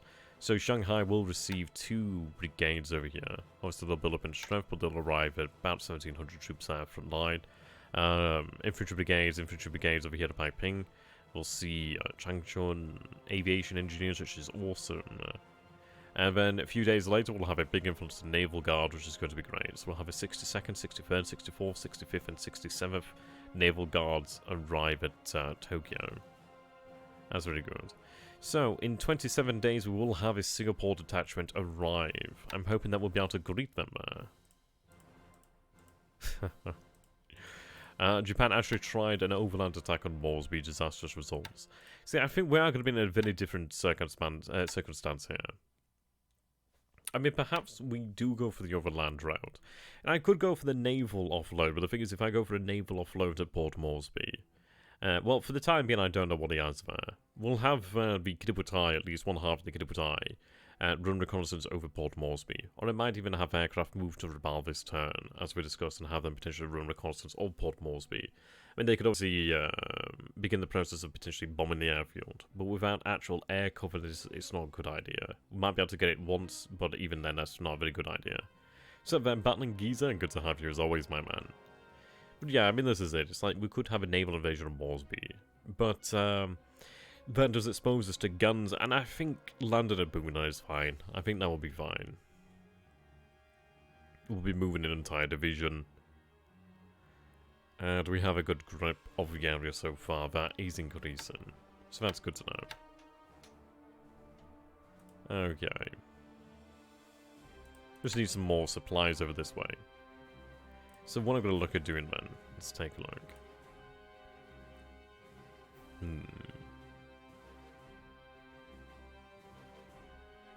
So I could move the G3M2s. What is the service rating of the G3M2? Service rating is 2. How does that look compared to the G4M1? Is it the same or is it... okay, so that's G3M2. G4 is level 2 as well. Well, 2 as well, actually. But I have more G3M2s to actually spare than I do of G4M1s. Like, I have 70 of them in the pool, actually. I've got 4 in reserve here. Okay. Well, actually, are they both damaged?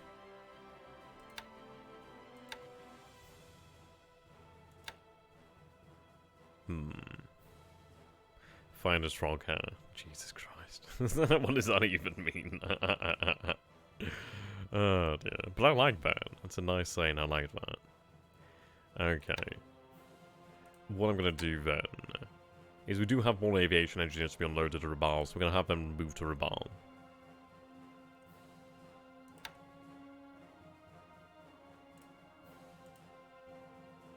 There we go, looking good.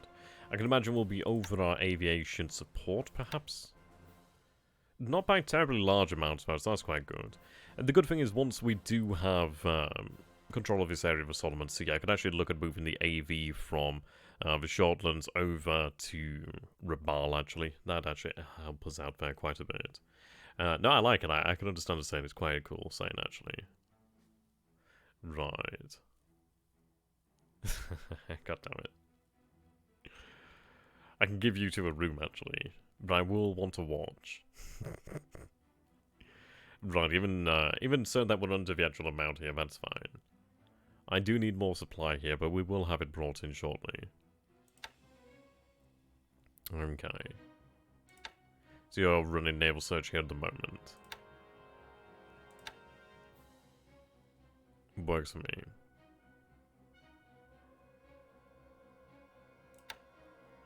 Right, Ben, so we have you set here to naval attack. I'm going to reset this as of this moment. Now, the question is, I could use them on naval attack.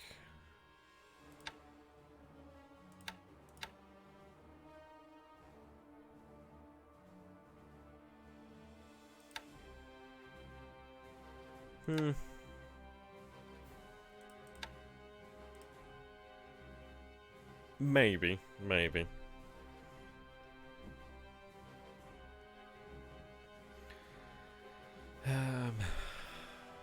We could probably get away with that.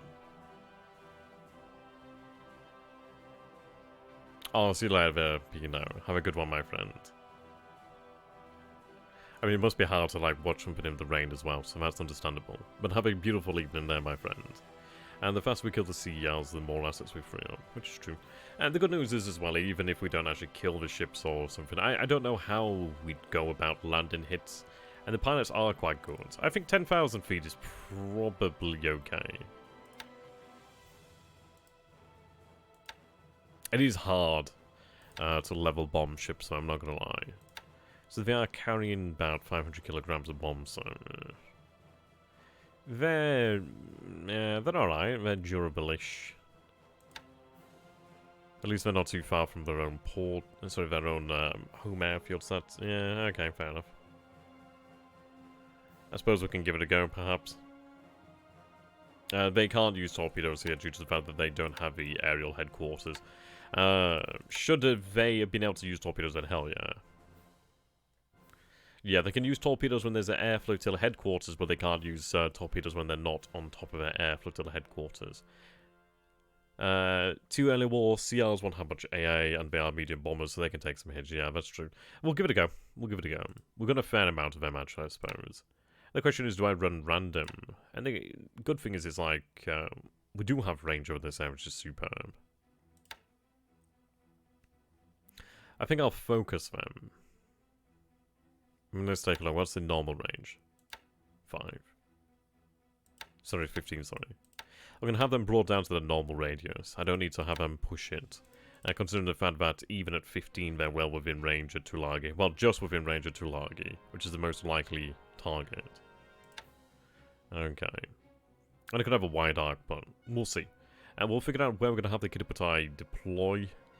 But we can get these guys going.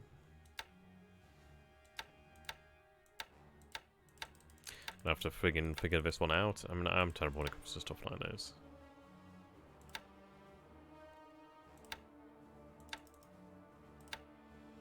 Okay.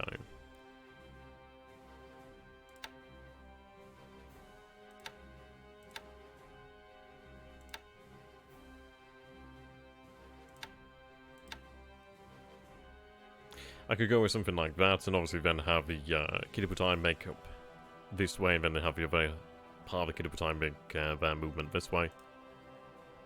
I just got a Dutch DD with an ASW rate of 8, sending him to Australia. Sweet. Okay. So let's take a look at the Kidapatai. We'll try and pair them by speed then, I suppose.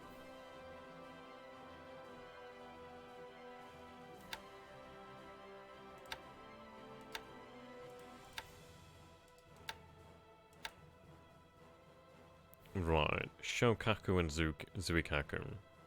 What we'll do then is we'll have Soru, Shokaku, and Zuikaku. The Hiei, we could even potentially have them go head for fuel, to be honest. So send a large amount of fuel with these guys.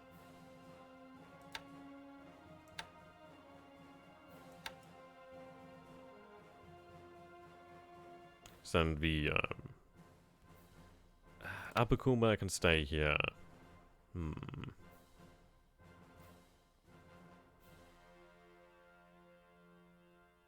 I'll take Jakuma.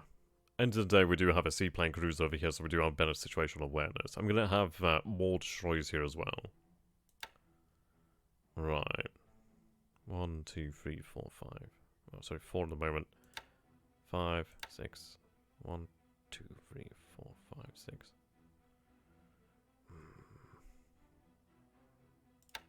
Leaving the one back home. So 11, 14. I'll make this 10 ships actually. So 15 ships here, 10 ships here.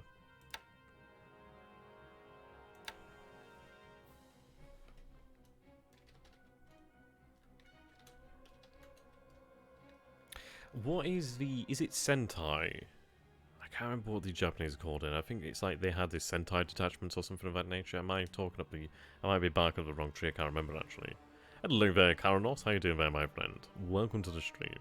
Things are going well, actually. Things are going well. We're looking towards actually bottling up at least 2 light cruisers, potentially another destroyer maybe, and maybe even another cruiser of the Allied forces in the Coral Sea, which is going to be awesome. So we'll have Kidapatai, 2nd detachment. Rightio.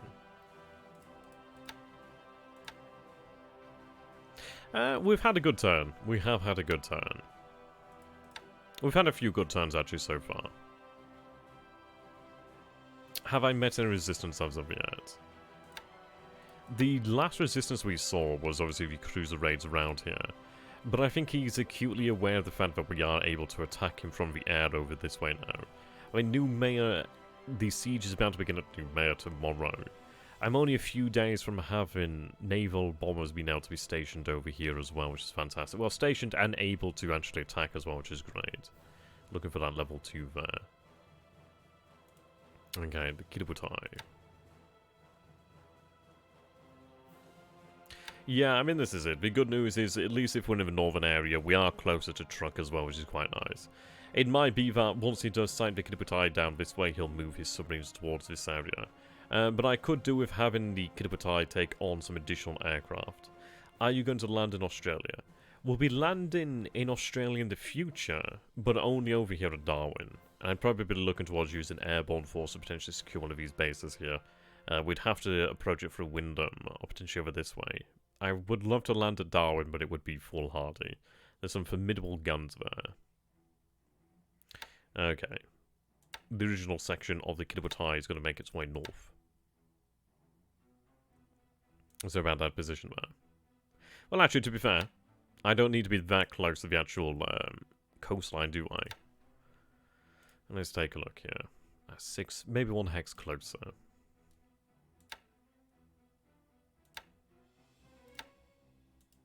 There we go.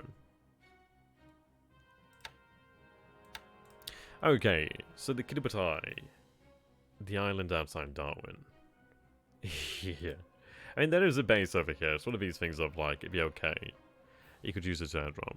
And the thing is, I could take that, but I'd be kind of stuck there. Oh, dear. Okay. So the Kidwatai. So 223 aircraft moving that way. 217 aircraft moving that way.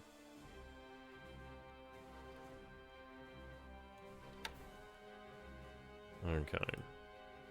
So you're only going to be about that position there anyway.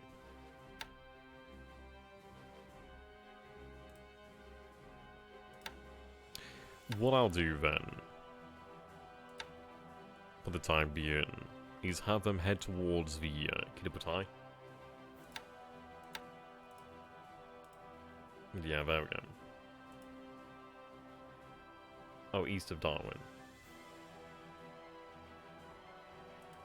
I don't think there's like a base here, actually. The thing is like, this is hellish landscape. Are you able to rail fuel or supplies? As far as it goes for like how it works with that system, it's like they move via the rail systems and the road systems. Don't ask me how it works, I'm not entirely sure how it works. I need to do a lot of reading up on that one, actually. Okay. Right, so the convoy is going to be covered. We do have the escort moving into Luganville, which is good. Now, my destroyed minesweepers haven't been too busy here, unfortunately.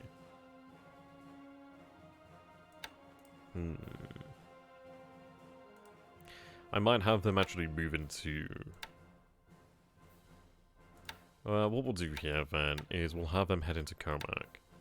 It might be his ultimate goal is potentially to hit Comac, or to hit New Caledonia, but we'll see. So there are still mines here, but at least we do have... right, unload once you do arrive. Yeah, we do have patrol boats. Well, we do have the 2 destroyed minesweepers there. And if we do take a hit, at least we are very close to actually the port here, so that's something. Okay. But I need those supplies on New Caledonia.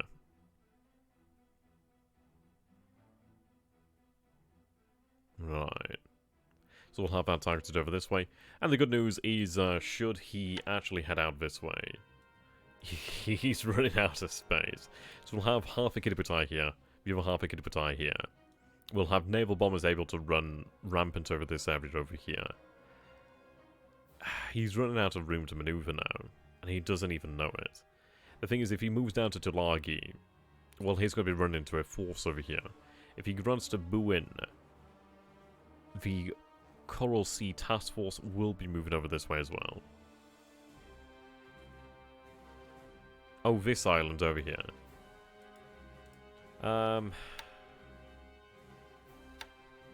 The thing is, it's like, I'd have to build up an airfield here. I don't think you can, like, drop paratroopers just randomly. I feel like you could teach a college course on how to play this game. I'm not good, dude. I mean, I appreciate that. It's like, I know things, but I'm nowhere near competent enough in my own opinion. It's like, in the far future, or the 41st millennium, I'd probably look towards doing, like, a tutorial series, and just, even then, probably, like, basics. I think it's going to take me a very long time to feel competent enough to actually feel like I could actually give accurate information, really. I don't want to misinform people, really. I really don't want to do that. Okay. So that's been decided over here. I mean, this is it. It's good. This is also playing into our plans here as we wanted anyway. How many A System 2s do we have here? Hello there, Infinite. The question was in regards to how to supply flow through roads and rails. Okay, so let's take a look at how many A6M2s we have in the pool here then, shall we? So, aircraft. Right. So at the moment we do have 21 in the pool. We should have more in the next few days, as obviously we did have that squadron that was downgraded to using the KI-27, which is fine. But there's 21 over here. Now that wouldn't entirely fix the Kidiputai's issues, but it would go a long way. So by the time we actually do arrive on these islands, we might be able to fix the vast majority of our A6M2 issue. Okay.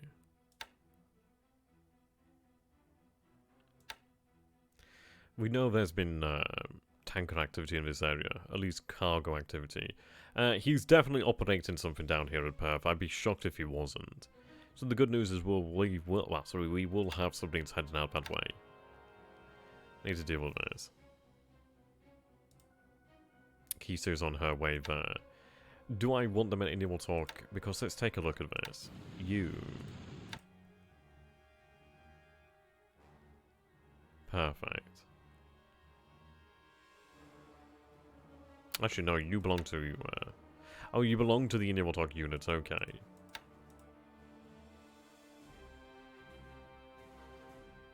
Yeah, the show home. Well, as far as I'm concerned, the Kidiputai needs the A6M2 Zeros more. I do have land-based Zeros I could potentially base aboard the carriers in the northern areas. It was good to see that raid being successful. Not a huge amount of damage, but it is going to make him actually consider that. So we do see a submarine over here. So if we do land over here at Mindanao, we do want to land in this area. Okay, he's not aware of this over here, which is good. Loading has been completed. Loaded.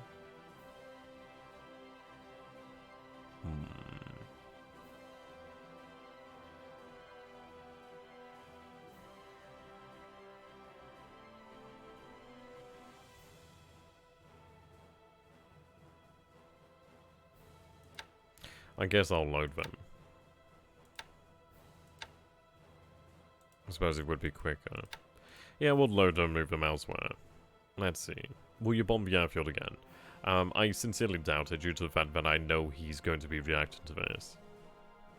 We know he has plenty of fighters over here. It might be that I move my bombers out of the area as well, perhaps. We are actually pushing our luck over here. As you can see, we are having some issues now. Lots of issues here, actually. And this is a game consisting almost entirely of foreplay. Yeah, probably. Okay, thankfully our tanker... Sorry, our transporters didn't take any damage over here at Kuantan, which is good. Right, I'm going to disband them for the time being. But our engineers have landed over here, which is good. Right, they're moving. Okay. How goes the base repairs? So the airfield is 6347. It's going to take some time, but we'll be able to repair this. 1,000 supply. Could do with more, really.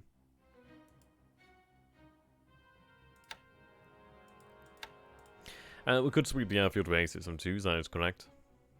I'm going to look towards getting these bombers out of this area. Yeah. The thing is, these Sallies have had an awful, awful time. They've been really mistreated. It's unfortunate as well, because... oh, God, I still had that mistake. I thought I was lose so many, but oh well. Okay. You're moving into Hong Kong, carrying the elements there of the Fleet Command. Yeah. Moving those into Hong Kong.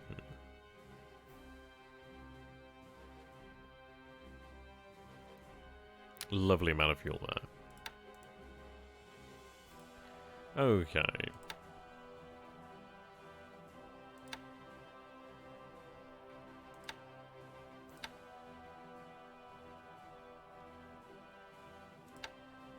There we go, ladies and gentlemen.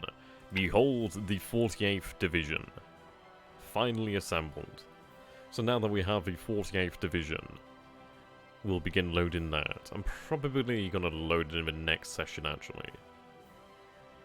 I'm going to do these as, like, 2 sessions. I think, like, doing everything in 1 section usually leaves, like, some sort of mistake being made. That is... it's one of those things I don't want to make too many decisions too quickly, really. But we'll have that loaded up. I'm going to decide how I want to do it. I'm probably going to have the APDs actually separate. Potentially. Yep, we are still fighting the Chinese, of course. We've begun the battle for Changsha. The battle for Changsha has been ongoing now 2 days. Basically using our artillery then just to pound him here. I mean, this is it. It's like, for example, I do have 45,000 frontline troops and 48,000 second line troops. But the numbers he's going to be seeing are going to be very interesting. But we need more supply here. We need more men here. Which is fine by me. The good news is the longer we are at this location, the more I can build up my planning bonus. But it's going to be an interesting battle. It is the key to China. We have seen that he does have reinforcements moving along the rail lines.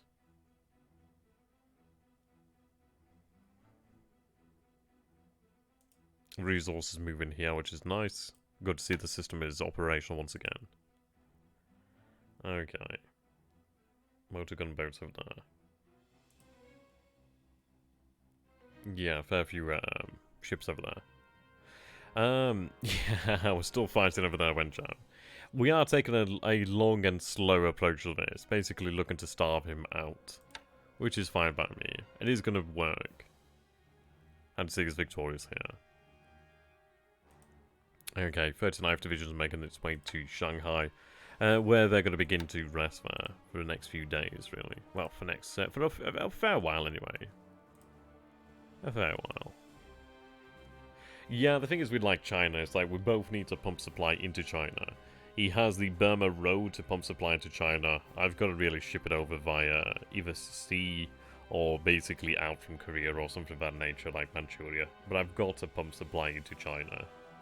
So, we'll take a look at the situation, we'll decide as to how we want to develop our web for it's actually required.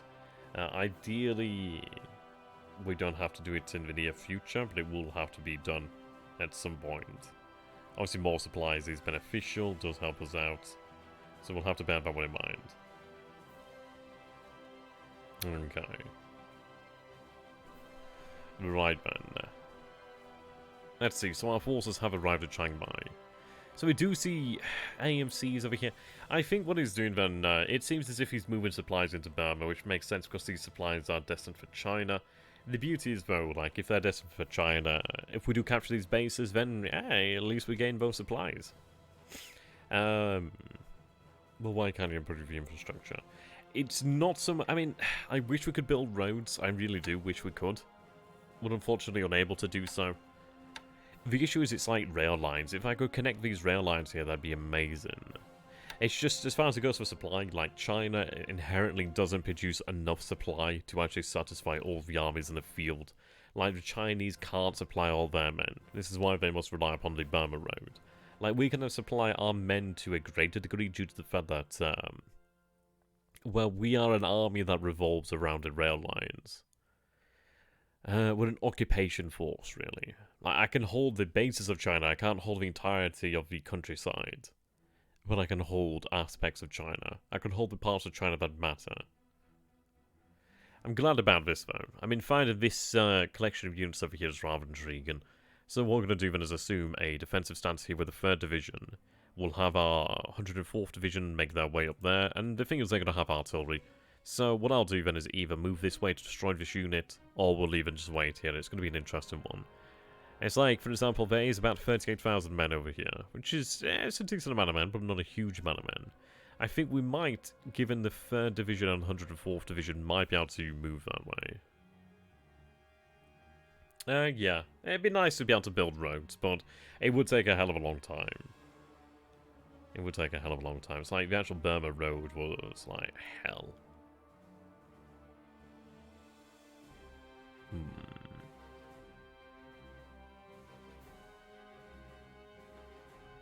Okay. So what we're going to do here then is we'll obviously make more decisions. There's a lot more to be done here, but what I'm going to do then is I normally blue ball you guys by leaving it until the following session. But this session, we are going to go ahead and take a look at the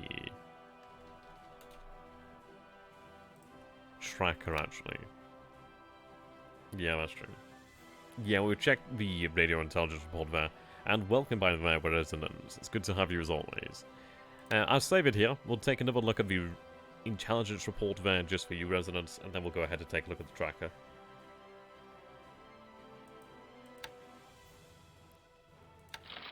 So we did see a heavy volume of radio transmissions at Auckland. We do see transmissions detected at Corvallis, Kodiak, and Kawang. Now, Kodiak is it the Aleutians? Or is it Alaska? Right, it's around about Alaska. So that's interesting. Okay. So we'll go ahead and take a look at the actual replay here. There we go.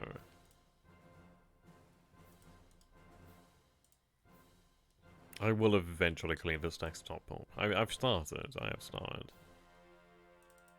It's a lot to do.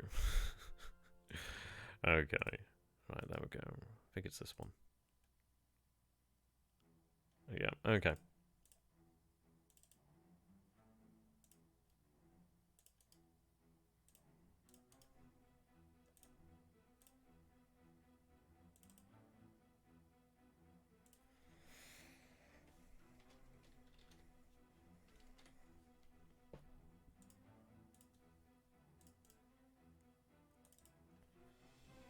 There we go. So any thoughts on the turn so far then, guys? How do you... Well, what do you think about the turn so far then, after seeing a little bit more about the turn and really just getting a better idea of what's going on? I think it's been a good turn. I think the worst thing was obviously losing our submarine. Which sucks, but I mean, this is the nature of these beasts really when it comes to submarines. It's like they are out there. And he does have generally better ASW than we do, so it's bound to happen. I mean, our patrol boat being torpedoed, she'll survive more than likely. If she doesn't, then okay, but she'll probably survive. Okay.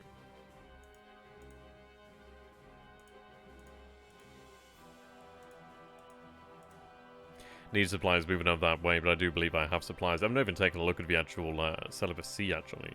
Is it a celibacy? I think it's a celibacy. I can't remember what it's bloody called now. I need to obviously like alter the flight paths of the vast majority of our naval bombers over at Trukk, but we'll do that. We've since moved a squadron over to Rabaul, which would be good for us. Okay, Tatsuta is supposedly completed repairs at Trukk. We'll have to double check that.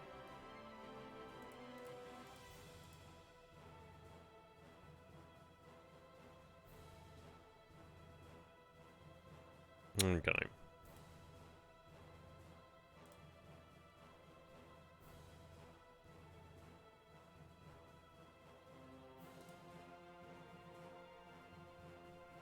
So as you can see here, that merchant yard production has obviously kick-started once again. I believe we were looking at about 8,000 heavy industry points beforehand. Obviously now we're down to 5,605. Obviously that's still a surplus. We can see that we do have a 2320 surplus of resources, but obviously we are still negative on the fuel. Also, we'll be making that up in the near future. But yeah, we are hopefully going to be using those merchant points quite nicely. We did accelerate the construction of 2 escort carriers and a landing ship dock, which would be quite nice. Okay. Hitting the grounded aircraft in that field was great, but it's not a huge development. Any plans for taking the rest of Borneo? As far as it goes, for actually hitting that airfield, it's one of these things of I think it can happen once, but I don't think it can happen again as such. So as far as it goes with the aspect of invading Borneo, I do have the 48th Division now formed, and I do have the 4th Division. I'm going to have to check and make sure that they're actually loaded onto their transports. And the thing is, it's like I could potentially just bypass Mindanao, and I might just bypass Mindanao, perhaps. It's like there are enemy forces at Cagayan. Maybe I reinforce Cagayan, but I don't know.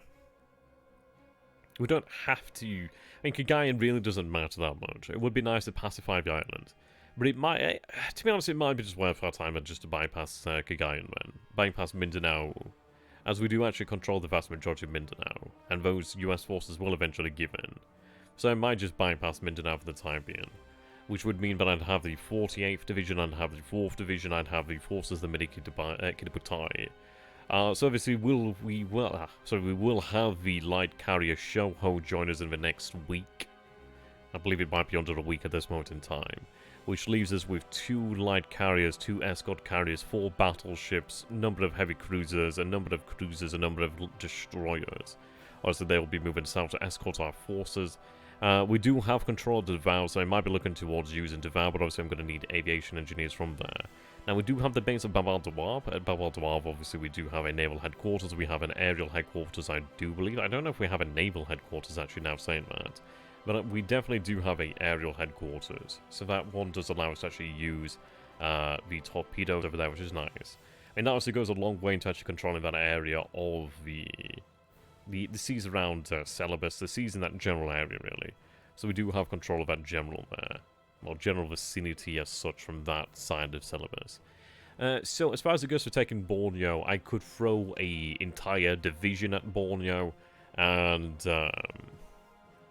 I don't know. Maybe one division at Borneo is enough, and then maybe have the 2nd Division make its way down south towards the South Pacific. I could then potentially use 2 divisions, have the 58th Division actually carry out its plans to take Port Moresby, and then we'd have another division in the area through which I could potentially make moves. But we'll see. But I think I'm probably going to stick with 2 divisions in that area. Probably. I'll be able to free up additional resources for the South Pacific. I mean, it might be one of these of where we take Moresby. We've got to plan. I suppose we've got to plan for taking Fiji. It might be, I don't know, perhaps it's... We'll move forces. I'm going to be looking at taking Fiji with at least a division anyway, so we'll see what else we could really spend in that area. There's much time to pass as of yet before we'd be ready to take Fiji, so we're going to bear that one in mind. And do we need to take Fiji?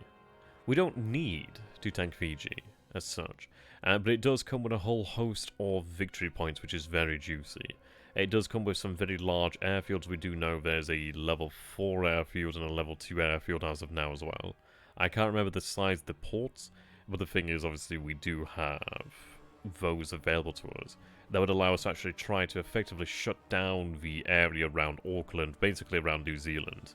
Of course, we do still need to send out assets from Comac. Well, just from New Caledonia, just from that general area, indeed, really. To go and take Lord Howe, Rabaul, and Norfolk Island. And then be able to place Searchcraft. I'd probably strike the airfield again, maybe just one raid, low altitude, 3,000 feet or so, just to see if you miss some aircraft. Should be mostly safe since the enemy started. Bombing Changsha might be good to start hitting some airfields in range of China. See, this is it. This is why we need another session here, just to go over these decisions, because there's a lot to really consider here. It is something to bear in mind, and we will bear that one in mind and decide upon it. But I think I'd like to have a think over it. I think I'd like to give people a chance to think over it as well, actually. But let's get back into the actual tracker. And thank you very much for J Street. Really appreciate, my friend. Really appreciate it. Don't give THG a centimetre, inch, to regroup. Indeed. Appreciated there, my friend, as always. Okay, let's go ahead and take a look at our situation here then. So... we look to the chart. Okay, let's go ahead and take a look at our resources. So, resource history. So, we are obviously still on a downtick at the moment, but as you can see there, we are still sitting pretty at 4.6 million resources in China, sorry, in Japan. You can see here, obviously, supply is being used. And that supply is obviously being used due to the fact that we are obviously carrying out vastly more industry than we were beforehand, due to the fact that a lot of our industry wasn't even active.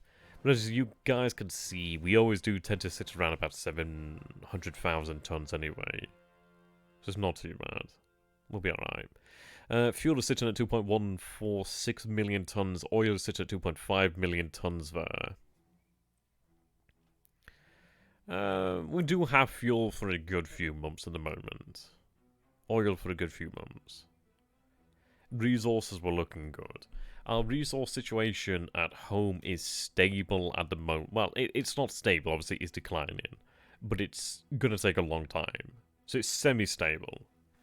resources are flowing, so that's good news. Obviously not enough to replenish what we're using, but enough to really just slow down that decline. Okay. Moving on to air production.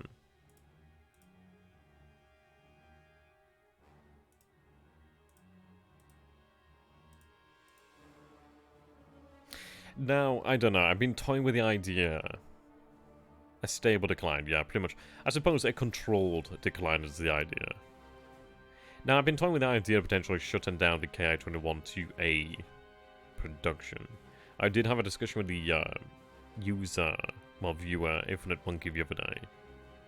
And maybe we consider shutting down the KI-21 to a solid production, potentially cut our losses there. It does depend, obviously, we do have superior bomber platforms to come online in the future, but we might, I don't know, maybe. I'm going to think over that one. I'm not going to commit to anything on that one now. As you can see, we are producing 74 zeros there per day. You can see that we do have 21 in the pool at the moment. I'm hoping that we'll be able to replenish our losses as they keep high. Ideally soon. But we're pumping out about 3.6 KI-43-1Cs per day, which is awesome. It's a good number there. It's a very good number. I'm looking to increase that to about 150 Oscars per month, actually. Building up our pools over here. Like, we have 12 G4M1 Bettys in the pool at the moment, which is nice. Plenty of G3s. Plenty of G3s. I might need to consider increasing my Jake production, to be honest. We might even... maybe... I don't know. Maybe a 50% increase, maybe a 100% increase, but we'll take a look at that one. It depends really on what our, like, desire is. But Jakes are fantastic. We're probably going to need more of those aircraft, to be honest.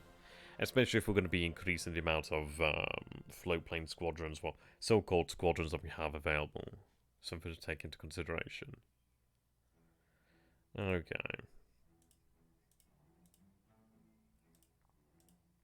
268 at the moment. Need more. Though we do have 259 engines in the pool at the moment, which is good. What's so good about the Jakes? The Jakes just have really good range. Really nice range.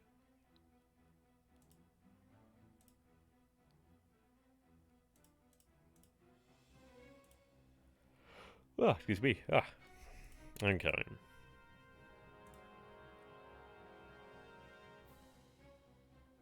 So our R&D is now kicking into gear. I mean, we should have been in a better position than this, but unfortunately we had issues. But it's not too far in, but it's not too... it's outside the realms of possibility. So, we can see that we have 39 facilities here for the A6730.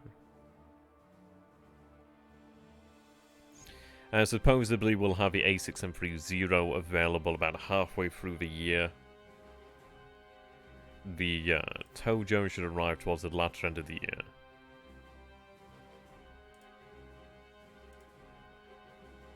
Yeah, I'm looking forward to having the D4Y1s. They're going to be fantastic, actually. So I could have you potentially, well, late 42. You are relatively early 43. Ideally, we can actually bring that closer.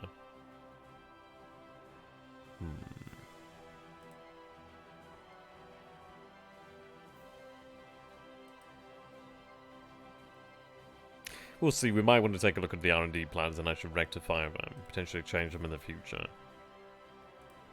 Okay.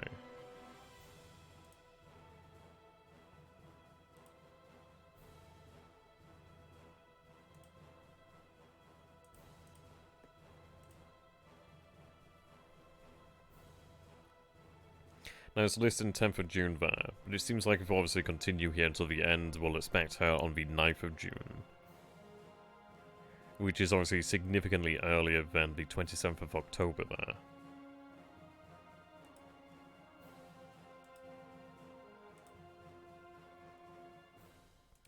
Unknown.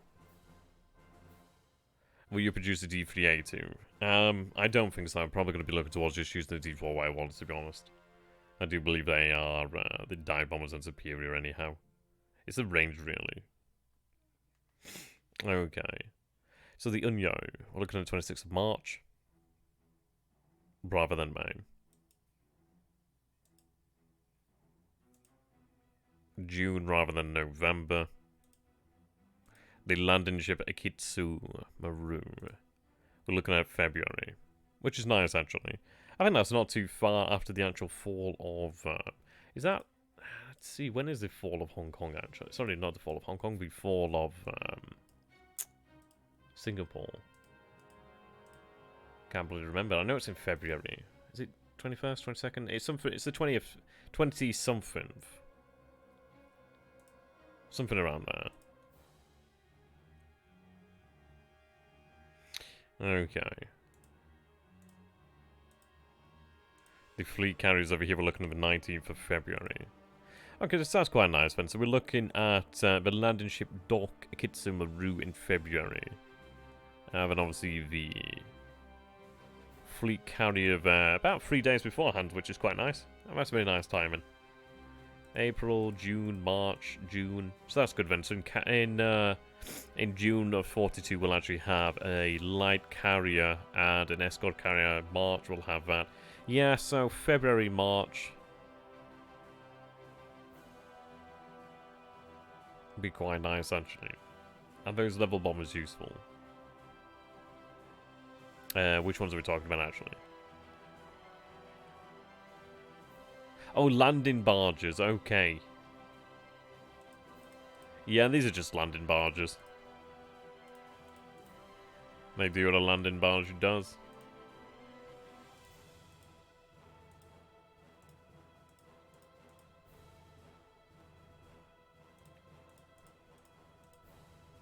God forbid we make it to a time when we actually have the Taiho. The thing is, it's like, I don't want to ever make it to the point in time where it's 1944, because I want to win the game before that. I am looking forward to having Yamato. Yeah, 30th of May.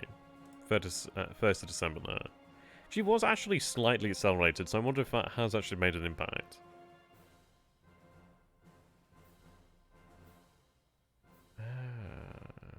I don't know when she historically arrived, so maybe. It is a hell of a lot of heavy industry to bring that ship into the world, though. Really. Excuse me. I'm scared. I think it's either a little bit of cold or it's like a little bit of hay fever. It's like bloody grass at the moment. It's like first it's all the trees. And it doesn't seem like the trees bother me, but then it's like the bloody grass. Yeah, the Taiho is the best carrier, but the thing is, it's like I don't want it to be 1944. And considering you have the initiative for perhaps about a year, it might behove you to make a list of strategically significant allied bases with good infrastructure, ports and airfields, etc. around China, Malaya, the bases that you really want or more so don't want the enemy to have. After this time, it will be much harder to make land gains. Taking Singapore is going to be a huge pain because it will be certainly defended. Indeed, it's Fortress Singapore. Well, as far as it goes, we are seizing significant bases already. I mean, when we do seize Moresby, that is going to be a significant base. But not to mention the fact that obviously taking New Caledonia, that's going to be a significant base as well. We'll be looking towards taking Fiji. But that'll probably be as far as we go. I mean, I'd like to take Pago Pago. The thing is, it's like I'd like to take Pago Pago before the other islands, before Fiji. As far as I'm concerned, it's like I would like to have Fiji, but as far as strategy demands, it has to be Pago Pago first that falls. Secure our control of the is it the Samoan Islands? I can't remember what they call that island chain there, but we do have Savai, which is brilliant. It's so close, it's fantastic. So we'll use that then to take control of Pago Pago. I might even use like a large force, maybe the division detachment or even a division, I don't know. But if I do something like that, it does mean that I have to escort it with the Kiriputai, which is a difficult one because I'm then moving into enemy waters. But what I want to do then to remedy the situation, basically counteract the situation as it occurs, is I do want to re-establish a position at Canton Island. I obviously do own the island, but I want to actually get some engineers over onto the island to make it usable. I want to actually get some H6Ks over there, which would be nice.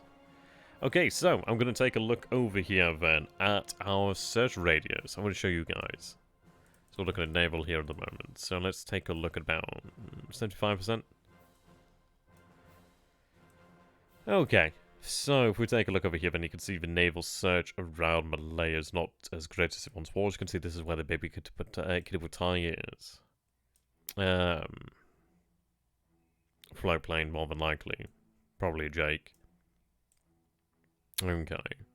So you can see here then, this is obviously where we did have the actually aimed naval bombers. So you can see that arcs over there. You can see the float, well, the search from Trukk. You can see each of these like circles is basically detection. Yeah, so you can see here as around the Coral Sea, you can see that we do have the detection ring of the H6K4s, which isn't too great. It's obviously a very large area to cover, but at least it is being covered to a different degree. As you can see, we do have other planes in this area. Obviously, the Kilgore, Mizuho over in this area, and all these float planes. So you can see why it looks as if it's registered that already. That's interesting. But yeah, it looks, yeah, that's kind of cool actually.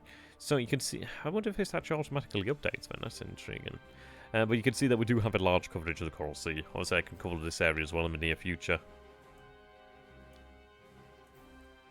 We have our coverage around here. Obviously, submarines at Norfolk. Submarines just off the coast of Fiji. We've got our aircraft over here at Funafuti. Obviously, the H6Ks. Okay. So this is what I was talking about. So take a look at the size of Midway. So let's go ahead here.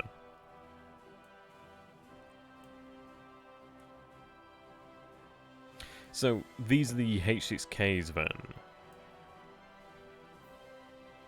So you can see that we have H6Ks over here at either Roinemer or... I think it's Roinemer.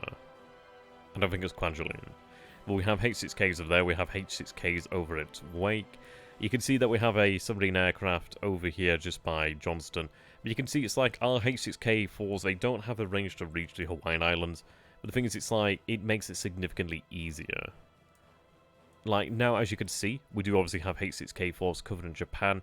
I need to get some H6K4s to this position here. And then in the future, when we do take a island from the Aleutians, I'm going to have really good coverage of this area.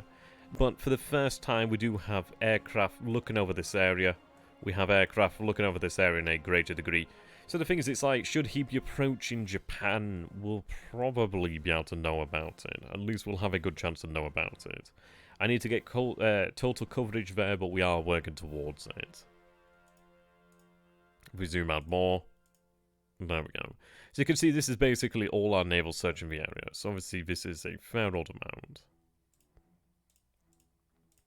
There we go. That looks quite nice. So you can see that we are covering the entirety of Japan, but I need to obviously move these H6K4s over here. We're not too far from actually linking these up. I reckon if we got these guys into position here, we'd probably be able to link this up quite nicely. Which is good. I'd like to see, this would be Canton Island, I do believe. I'm thinking that's Canton Island. Yeah, there we go, there's Canton Island.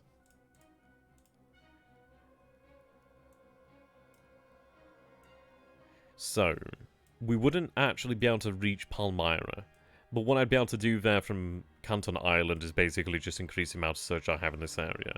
I can imagine, obviously, it'd only be Johnston. Johnston would be out of our coverage, but obviously we'd be able to cover the areas around Johnston and the areas coming from Hawaii, so that'd be quite important. But there we go, ladies and gentlemen. I do hope you guys have enjoyed this stream. Now, I'm going to go ahead and take a break. I do hope you guys have enjoyed this. I'm going to upload this as well. So I'd like to say a big thank you for you guys who've been watching. It's been awesome to have you as always. I think it's been a very positive turn so far. There's a lot to come. There's a lot to come. And of course, Tenno, Heika, Banzai. Of course, if you guys are interested in supporting myself and the channel, please do feel free to become a patron. It makes a superb amount of difference. Until next time. Thank you, and goodbye for now, guys. Have a beautiful evening and a beautiful day. It's going to be awesome. I'll have the replay uploaded in the next hour or so, something of that nature. You guys will be able to take a look through that again if you'd like to do so. Obviously get a better feel for the actual game and see what has actually happened. Maybe I missed something. It'd be quite good. Until next time, thank you and goodbye. For the Emperor.